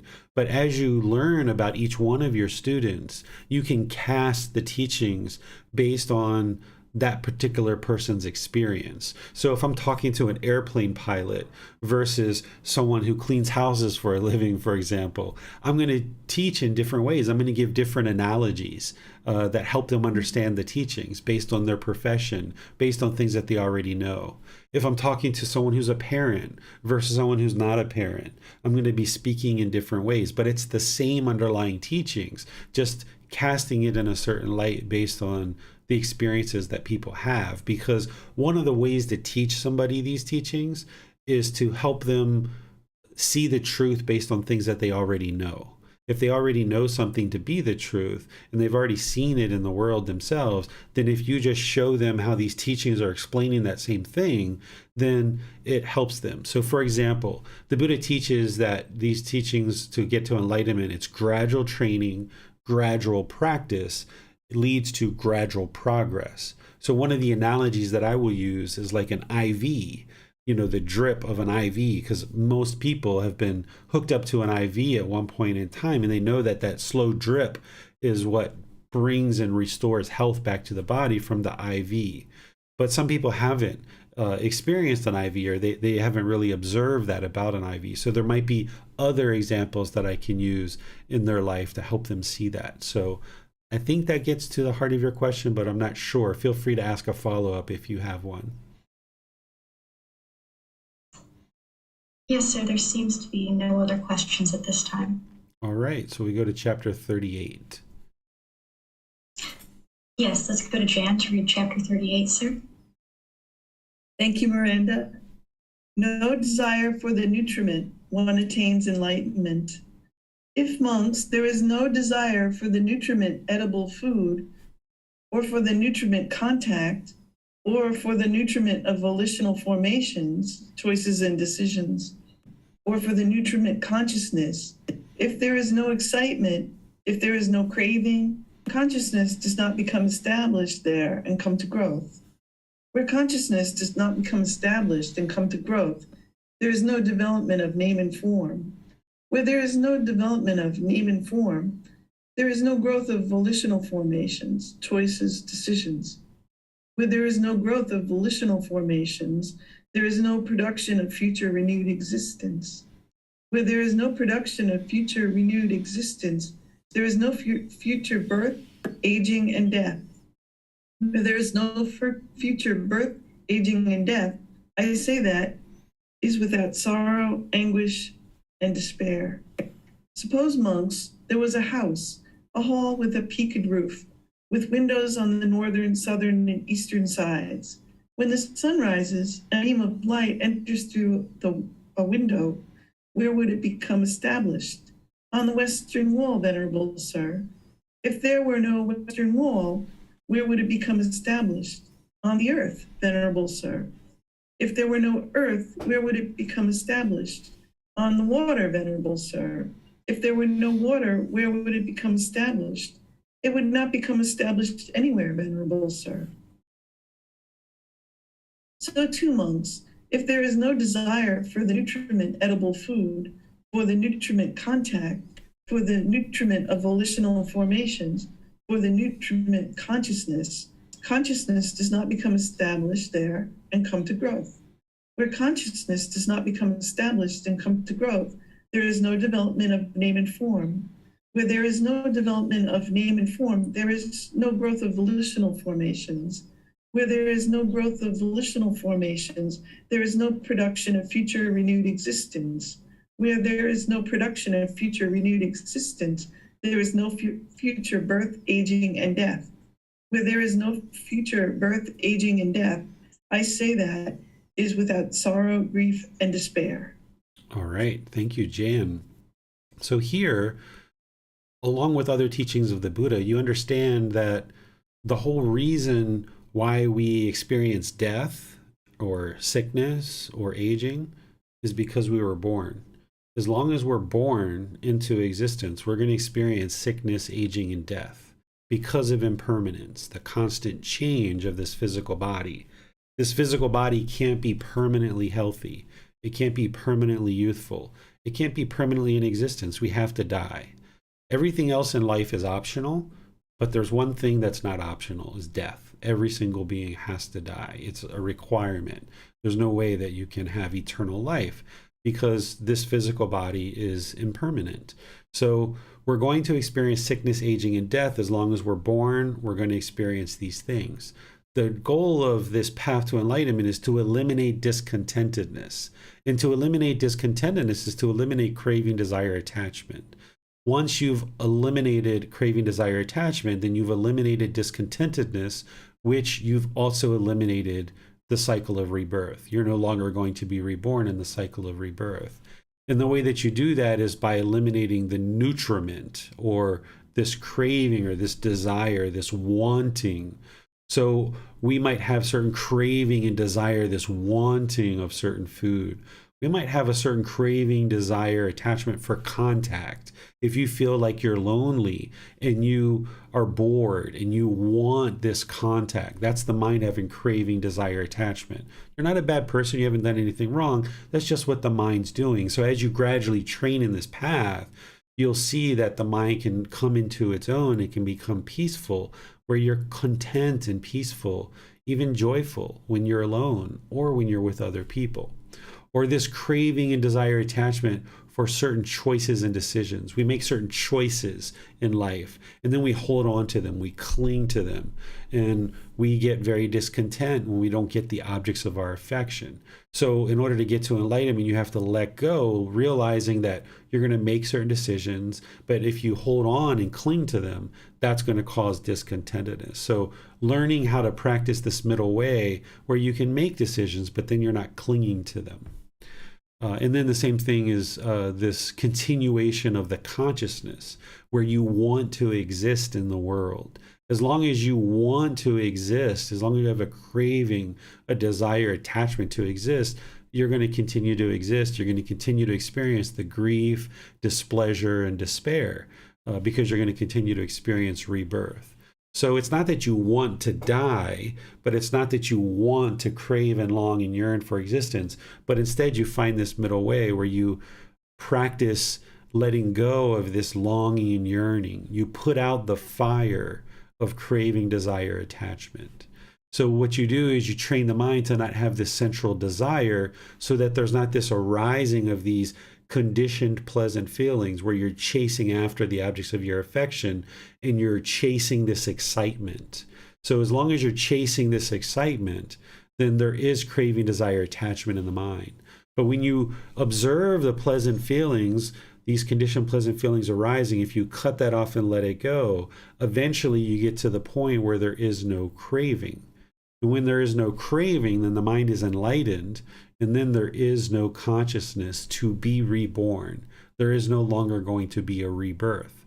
So you have eliminated all the causes and conditions that are causing the mind to be discontent.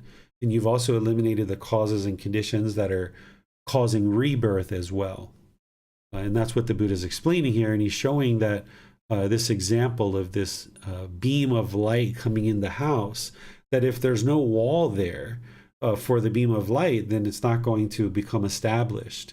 If there's no earth for the beam of light to shine on, then it's not going to become established. If there's no water, then there's nowhere for this beam of light to be established. So the same thing is when there's no craving, desire, attachment in the mind, there's no way for this consciousness to continue. If you think about a fire, and if you were feeding the fire logs, and there's this big bonfire, and there's this spark that comes off the logs, and then it goes and lights the leaves and starts a new fire. That spark, or that wind that carries the spark, that's the craving, desire, attachment that's leading to the next rebirth. It's leading to the next fire.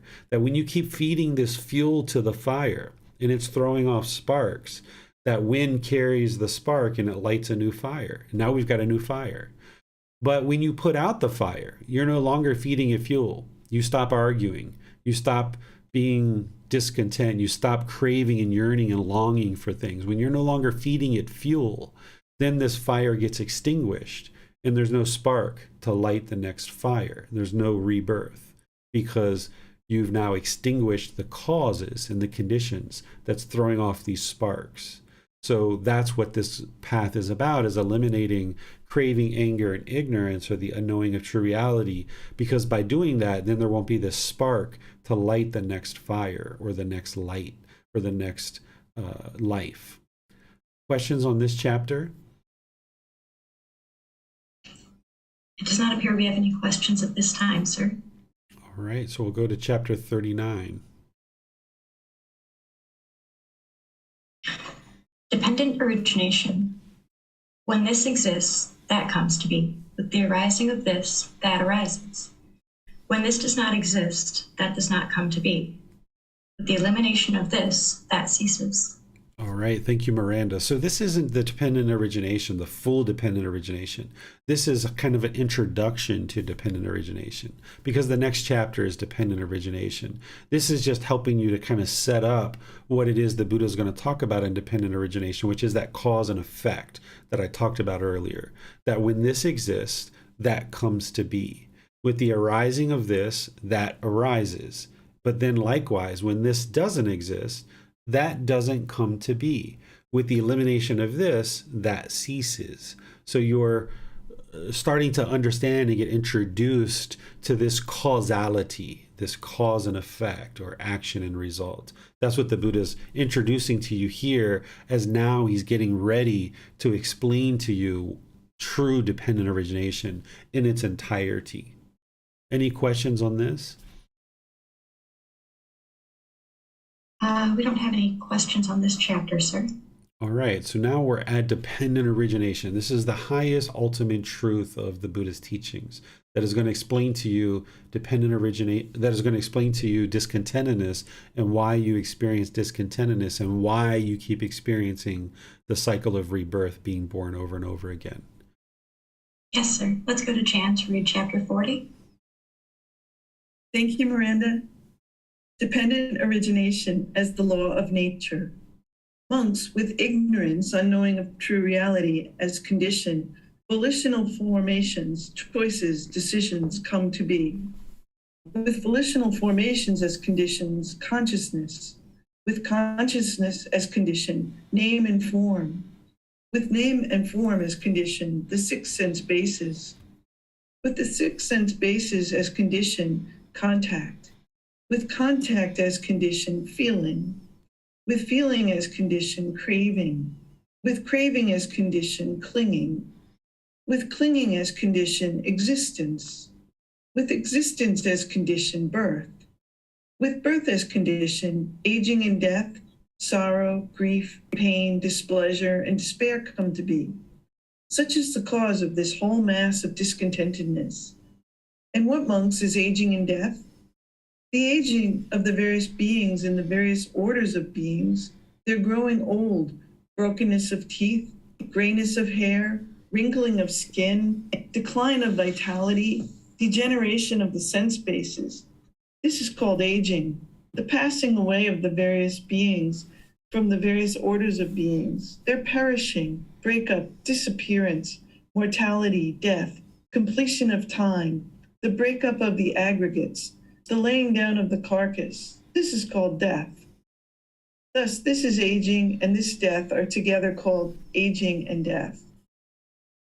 With the arising of birth, there is the arising of aging and death. With the elimination of birth, there is the elimination of aging and death. Just this noble eightfold path is the way leading to the elimination of aging and death. That is, right view, right intention, right speech, right action, right livelihood, right effort, right mindfulness, and right concentration. At what, monks, is birth?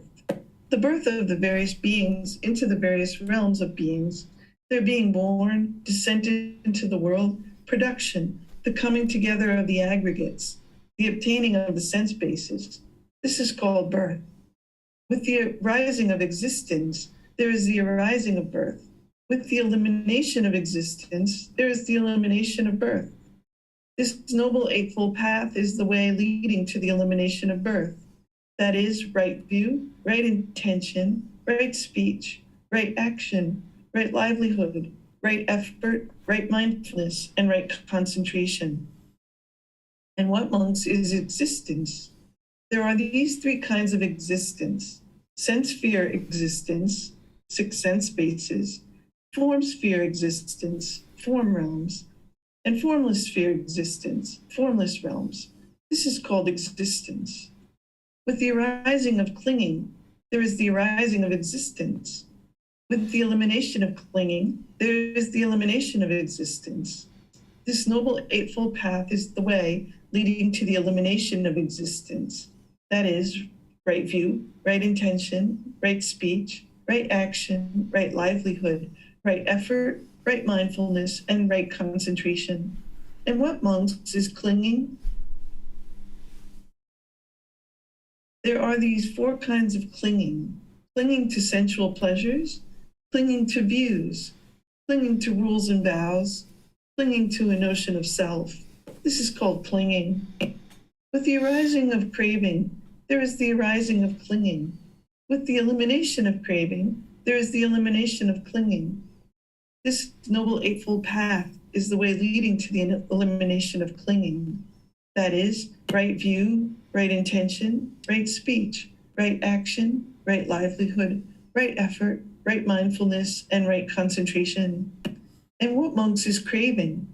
There are these six classes of craving: craving for forms, craving for sounds, craving for odors, craving for flavors, craving for physical objects, craving for mental objects. This is called craving.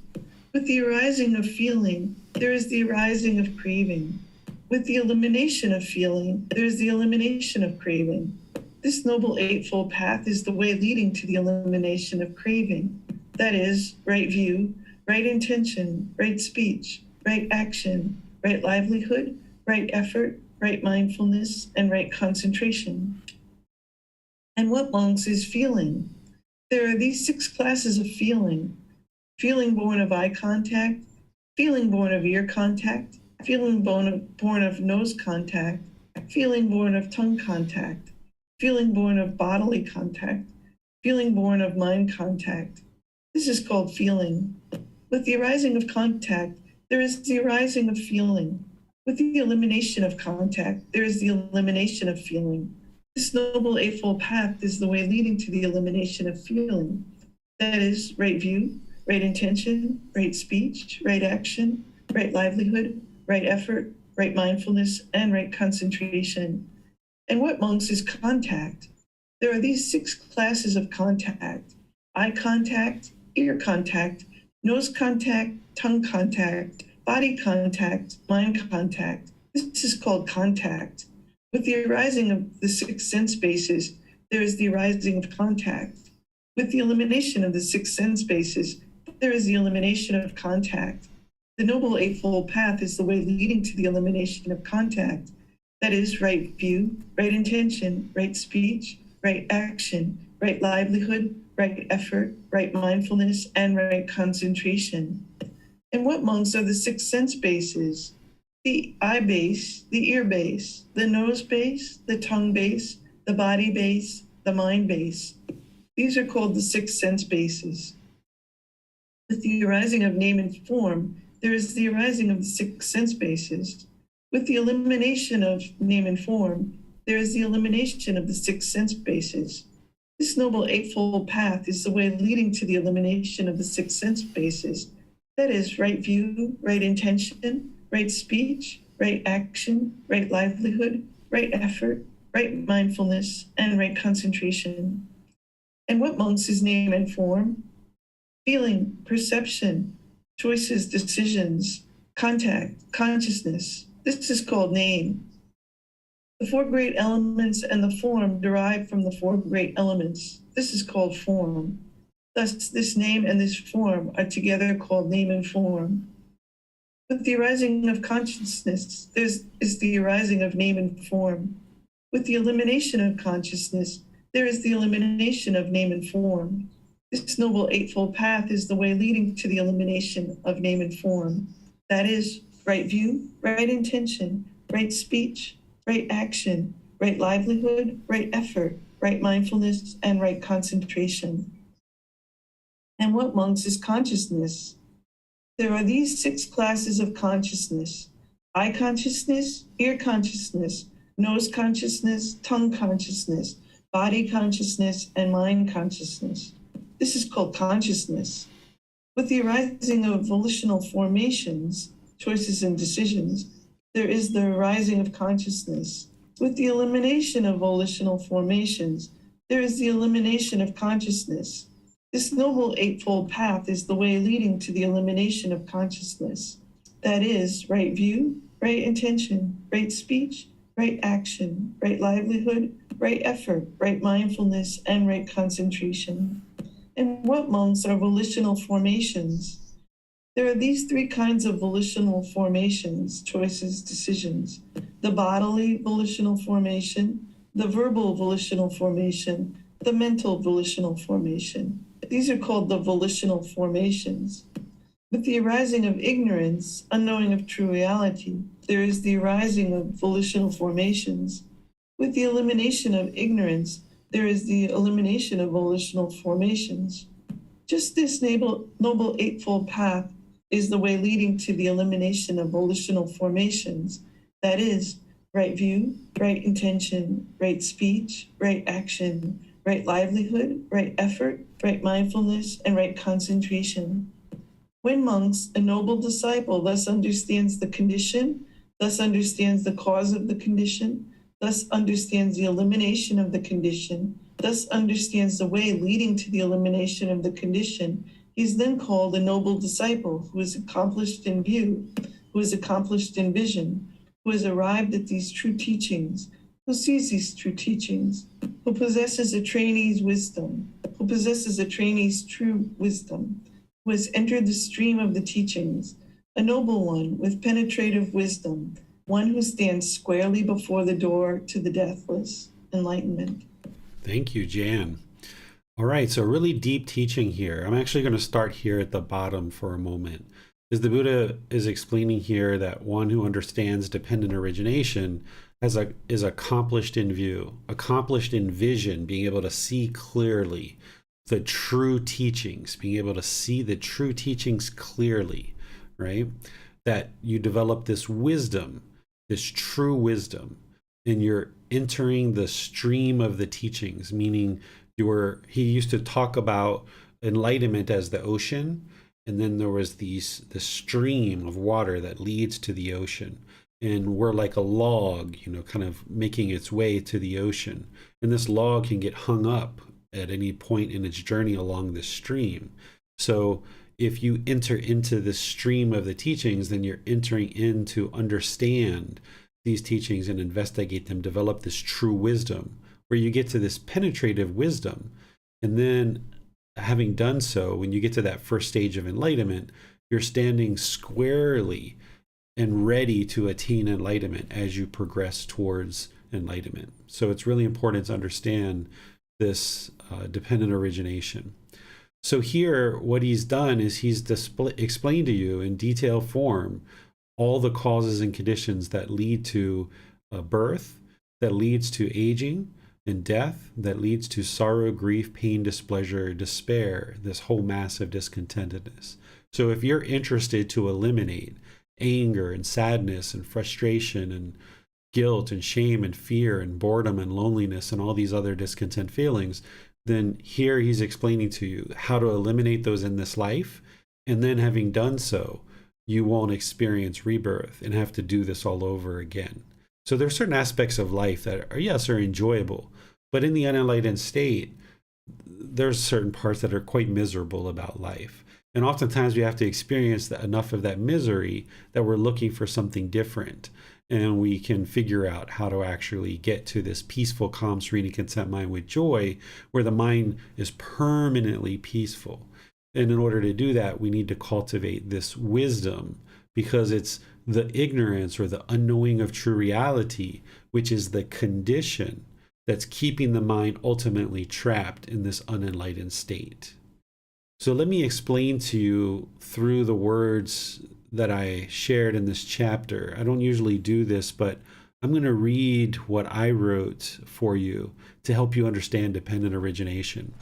And then I'll open up to any questions that you guys have. In this teaching from Gotama Buddha, he shares dependent origination. Dependent origination is the ultimate description of the cause and effect relationship of how ignorance, the unknowing of true reality, leads to discontentedness and continued rebirth in the cycle of rebirth. Dependent origination is a series of 12 conditions that lead from one to another, ultimately causing rebirth and continued discontentedness. The elimination of ignorance, the unknowing of true reality, through acquiring wisdom, is what leads to the elimination of discontentedness and continuous rebirth in the cycle of rebirth. Learning, reflecting, and practicing these teachings with guidance from a teacher to independently discover the truth is how a practitioner acquires wisdom. It is ignorance, the unknowing of true reality, that leads to volitional formations or choices and decisions in a previous life that are uninformed, leading to unwholesomeness. Through lacking wisdom, an individual will make unwise decisions, producing harm in the world, which will then be returned to you due to the natural law of Karma. Karma is cause and effect, or action and result. Essentially, karma is the result of your decisions. So it is one's volitional formations or choices and decisions that lead to the results we experience in life, producing a new life. Consciousness, or the mind, then comes into being through the cycle of rebirth, leading to name and form. Name and form is essentially the physical body. The consciousness and the physical body come together, forming the 6 sense bases. The 6 sense bases are the eyes, ears, nose, tongue, body, and mind. These are formed within the womb, developing and maturing outside the womb.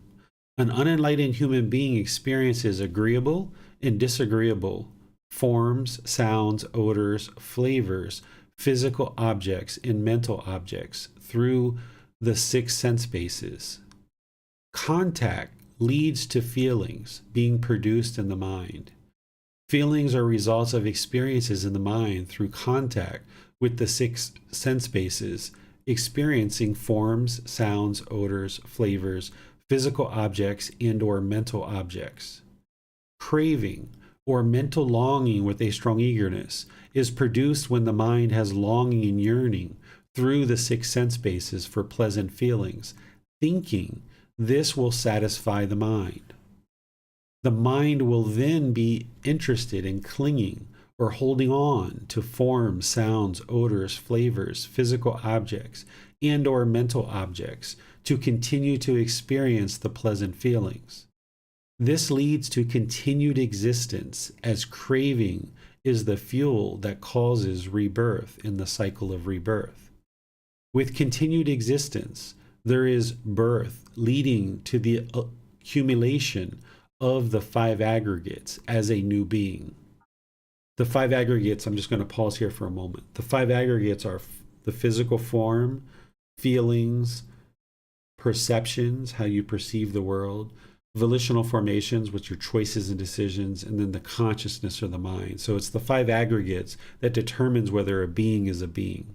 So if there is existence and there's birth, then you're going to have the 5 aggregates. This is why a plant, while we might consider it to be alive, it's not a living being. It doesn't have the 5 aggregates. It has physical form, but it doesn't have feelings. It doesn't have perceptions or views and opinions about the world. It doesn't have volitional formations. It can't make choices and decisions. A tree can't uproot itself and choose to walk down the street and replant itself. And that's because it doesn't have a consciousness or a mind. So the 5 aggregates is how we can determine what a living being is and what it isn't. So with continued existence, there is birth leading to the accumulation of the 5 aggregates as a new being. When there is birth, there will be aging and death, with sorrow, grief, pain, displeasure, and despair in life. Dependent origination is explaining the detailed cause and effect relationship of how discontentedness of mind comes to be in the cycle of rebirth. It describes how beings continue to experience discontentedness in constant rebirth. So now I'd like to show you these little tables that I created in order to help you see this whole cycle, this whole process of what's going on. So talking about this current life, what happened is in a previous life, there was ignorance or this unknowing of true reality. And then in that previous life, you made certain choices and decisions that were unwise. And you made some wise decisions too, but you made unwise decisions or volitional formations. And you and me and all of us, we didn't have the wisdom to make wise choices. So because of our lack of wisdom, this ignorance in these decisions leading to unwholesome things, we caused harm in the world. So then there was continued craving. The mind continued to have craving. So now you're experiencing these present effects. Because of your previous ignorance and volitional formations in a previous life, you are now experiencing this consciousness that you have in this life. This mind is what a consciousness is. And there's this physical form or this name and form. There's these 6 sense bases. There's this contact and feelings that you're experiencing right now in the present effects based on these past causes in previous life. And then there's also present causes that are going to cause future effects. This craving, this clinging, and this existence right now is going to create this future effect of birth, aging, and death. And there's going to be continued discontentedness in this future life. If you don't eliminate the present causes, these present causes of craving, clinging, and existence, if you don't eliminate these in this life, then there's going to be a future effect, that there's going to be continuous rebirth. So the way that you eliminate these is that you cultivate wisdom. You eliminate this ignorance, that top line. So essentially each individual life is having all of these various um, causes and conditions. We're continuing to experience all these causes and conditions because of this ignorance. The mind is trapped in this unenlightened state because it lacks the wisdom of how to get out. It's like being trapped in a room and you don't realize that the key is hidden in the corner. And all you've got to do is lift up the carpet, take out the key, and go put the key in the door and get out of the room. But because the mind is ignorant that the key is underneath the carpet, it just keeps running around the room, banging on the walls, banging on the windows. Get me out of here. Let me out of here. I'm so miserable. I'm so miserable. Let me out. Let me out. Let me out. It just keeps banging on the walls. An unenlightened being is just roaming and wandering in the cycle of rebirth, not realizing that the answer is right underneath the carpet. There's a key right there. You just have to lift the carpet back, pull out the key, and go put it in the door and get out of the room. So in this cycle of rebirth as a human being, the answers are here. The wisdom is here. The Buddha's teachings are the wisdom of how to get out of this cycle of rebirth. You've just got to lift open the carpet. You've got to pull back the covers of the Gotama Buddha's teachings and start to understand this key, start to understand this wisdom, so that now you can get out of this locked room that you're in. This is why we struggle. We sometimes just want to break out. We're so angry. We just want to get out of here. But you can't, because you have ignorance or the unknowing of true reality. It's only the wisdom that is going to allow you to break out of this room. So let me see what questions you guys have on dependent origination.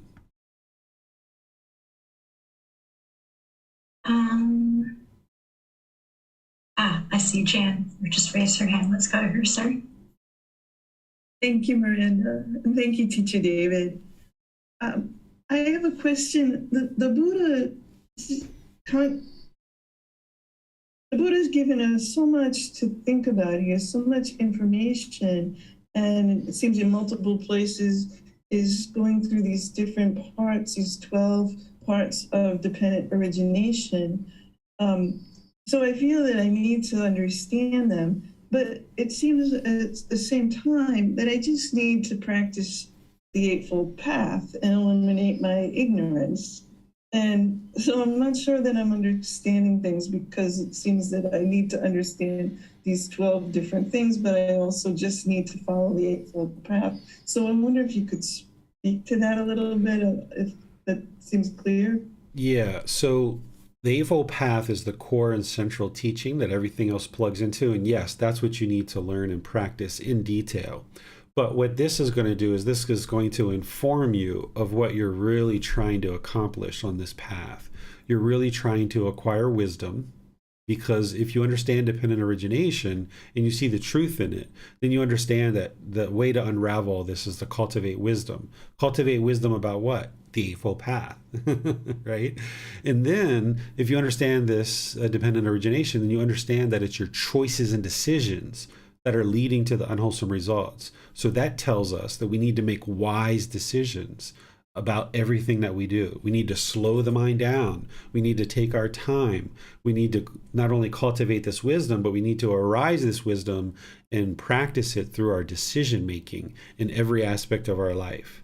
And then when you understand that, then you understand that, okay, this mind that you now have here, you need to purify this mind and work on this mind and purifying it, being aware of the mind, training this mind, being diligent and dedicated and disciplined to train this mind. Because if you don't, it's going to lead to another physical body.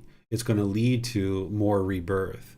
And then you understand that it's the sense bases, that it's the mind longing and yearning through these sense bases, that it continues this craving, desire, attachment.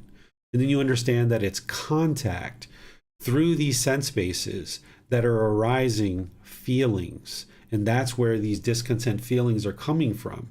So now in a situation where you know that it's contact that's arising these feelings, then in a situation where maybe you and a neighbor, or you and your partner, or you and a coworker are now having contact, and you see that there's an argument that's arising, you realize that I can break contact here, and that's going to dissipate the feelings. So now, instead of staying in the argument and staying in the fight because of the ego, and I want to fight and I want to duke this out, you know that this is just going to lead to unwholesome results. Why continue to do this to ourselves? This is like hitting your head up against the wall, just continuing to hit our head up against the wall. So you might politely say, Barbara, I really respect your opinion and your interest to share that with me, but I think it's best if we just step away for a bit and let's, kind of pick this conversation up another time. And that might be what you choose to do, is a wise choice, right? Where before, when we had ignorance, we just sat there and kept arguing and arguing and arguing because we wanted to prove that we were right and they're wrong, right? Because we had this ignorance. So then our volitional formations were based in this ignorance. So when you start understanding this dependent origination, now you can start making different choices in your life about how you interact in the world. And you realize that it's elimination of this craving, that you would like to eliminate this craving, this yearning and longing, because craving is right in the middle of dependent origination. That's what's kind of like almost holding all of this together. And precipitating this is this craving and this clinging, which is leading to existence and birth and aging and death. So by understanding dependent origination, it kind of informs your practice to now, yes, focus on the Eightfold Path. That's what you've got to focus on. But there's certain pieces that you can glean from dependent origination that help you to make better decisions about how you conduct yourself in a day-to-day basis, that you guard these 6 sense bases, that you understand that mindfulness, you need to have this awareness of mind, of how the mind's going to long and yearn through these sense bases. And you've got to restrain that. And in some cases, you might not have certain contact. Like say, that you're having craving, desire, attachment for chocolate cake, and you're just yearning and longing for chocolate cake. It probably doesn't make sense to walk into the bakery. Or if you're trying to eliminate your craving for coffee and you're trying to let go of caffeine, it doesn't make sense to go into the coffee shop and get a glass of water, right? You might decide to go to 7-Eleven or the convenience store and get your water, or somewhere else, right? So you've got to realize where you're at with the mind, and that you're working on certain elimination of certain things. And if you understand that it's the 6 sense bases, then you're going to maybe make different decisions about putting the mind in a situation where it can be susceptible to something like the smell of coffee, and now you want to have coffee. Or let's use something more significant. If you're trying to get away from drugs and alcohol, and you know that every time you're around certain friends, you tend to indulge in drugs and alcohol. Well, the way to get away from that is to eliminate contact. Not that they're bad people, not that you're judging them, not that you're turning your back on them, but in showing loving kindness and compassion for this being that you are right now. If you continue to have contact with these same people, you're going to continue to make the choice, potentially, to now indulge in these drugs and alcohol. So it's only when you understand dependent origination and this whole sequence of events that now you can start making better decisions in your life, which ultimately lead to improved volitional formations based on wisdom. Because when you are ignorant of dependent origination, then you're not going to be making as wise of choices anymore. Thank you, Teacher David. Could I ask a follow-up question? I'm curious about something I think we touched on in a previous class, where we talked about conscious mind and then maybe unconscious things that we do. You mentioned, sometimes we do something or think something, and then we think, why did I do that? Or why did I say that? And so I'm curious about how can we become more conscious of things that are in our unconscious mind? Sure. So by learning and practicing the Eightfold Path and developing that very closely, the mind moves into the jhanas, or those preliminary phases that the mind experiences prior to getting to the first stage of enlightenment. And when the mind's in the jhanas, there's this oneness of mind, or this unification of the mind, where there's no longer a subconscious mind. That's not permanent. So in the unenlightened state, particularly when you're off the path and when you're not, even when you're on the path, but you're not in the jhanas, yeah, there's this subconscious mind that is motivating unskillful conduct because the subconscious mind is still polluted.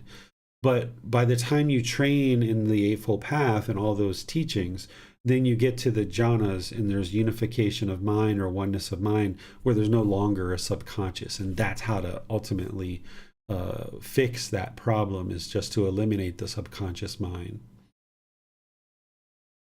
Thank you, Teacher David. You're welcome. Yes, sir. Bunya did have a follow-up question.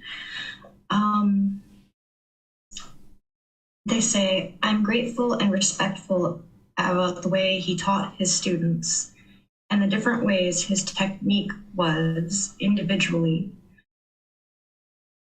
for each student. Did he know that each student had a different level of understanding or insight into his teachings? Yes, definitely, because each student who comes to the path, they're going to have different degrees of pollution of mind, and they're going to have different levels of understanding based on their past and based on what they've experienced. This is all impermanence. Not every student is starting at the exact same spot when they come into the path. So one of the things that a Buddha is doing is they're observing the qualities of their student's mind. And we do that through observing their conduct and the way they interact in the world, but also through the questions that somebody asks. We understand as a teacher what a student currently understands based on the types of questions that they ask. So this is why it's utterly important, or one of the reasons why it's utterly important for students to ask questions, because a teacher can understand their students better through the questions that they ask. And then based on the questions they ask, we provide teachings to help them. But because of the universal truth of impermanence, every student is going to be at different places on the path to enlightenment when they first join and become into the path, and as they're progressing, they're going to progress at different paces. So a Buddha would already understand this and take that into account as they're instructing a particular student. This is also why you can't guarantee a student that they're going to get to enlightenment, is because their pollution of mind is different from student to student, and their capability to learn and understand the teachings is different from student to student. A Buddha can observe that a particular student is going to get to enlightenment, but they can't guarantee that it's going to happen, because it also comes down to your own dedication, your own diligence, your own effort that you put into learning and practicing the path. So that's why that one chapter we studied this week is the Buddha is pointing the way. The Buddha is showing the way to enlightenment. Their mind's already enlightened. They already are experiencing that enlightened mental state. They've done it for themselves.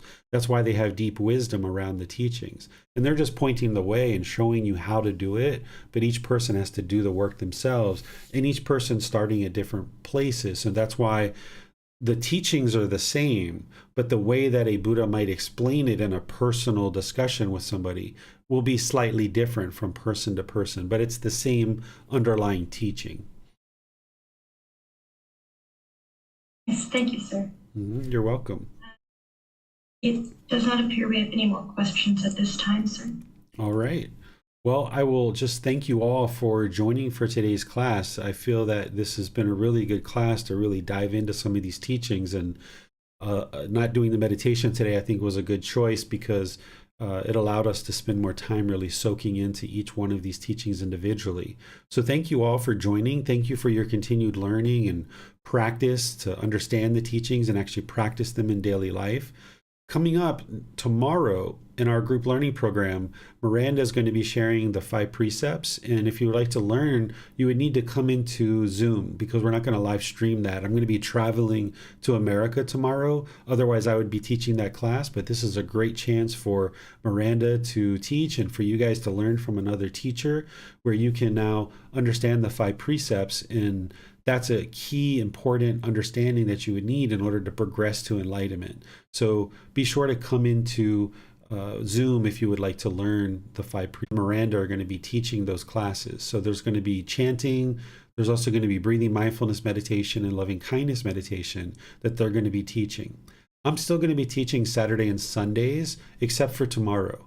Miranda's going to be teaching that one because I'm going to be in the airport in Bangkok while you guys are having class.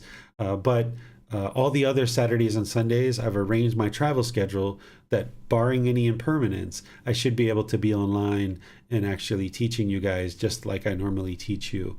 The Pali Canon and English study group on Saturdays and the group learning program on Sundays. And it'll be at exactly the same time as we always have.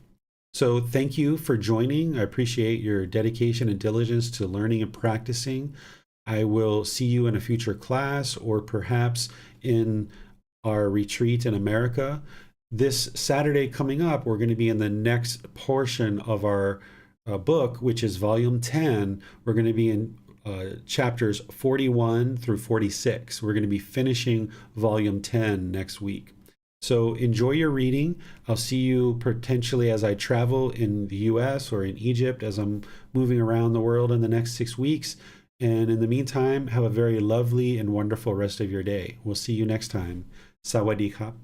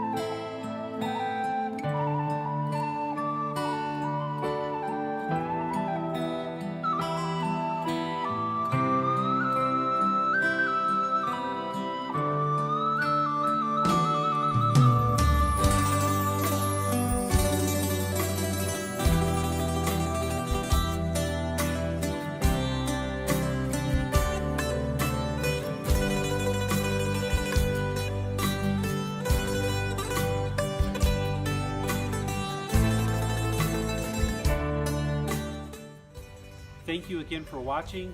Enjoy your meditation. Look forward to seeing you online and answering any questions that you might have. Thank you so much.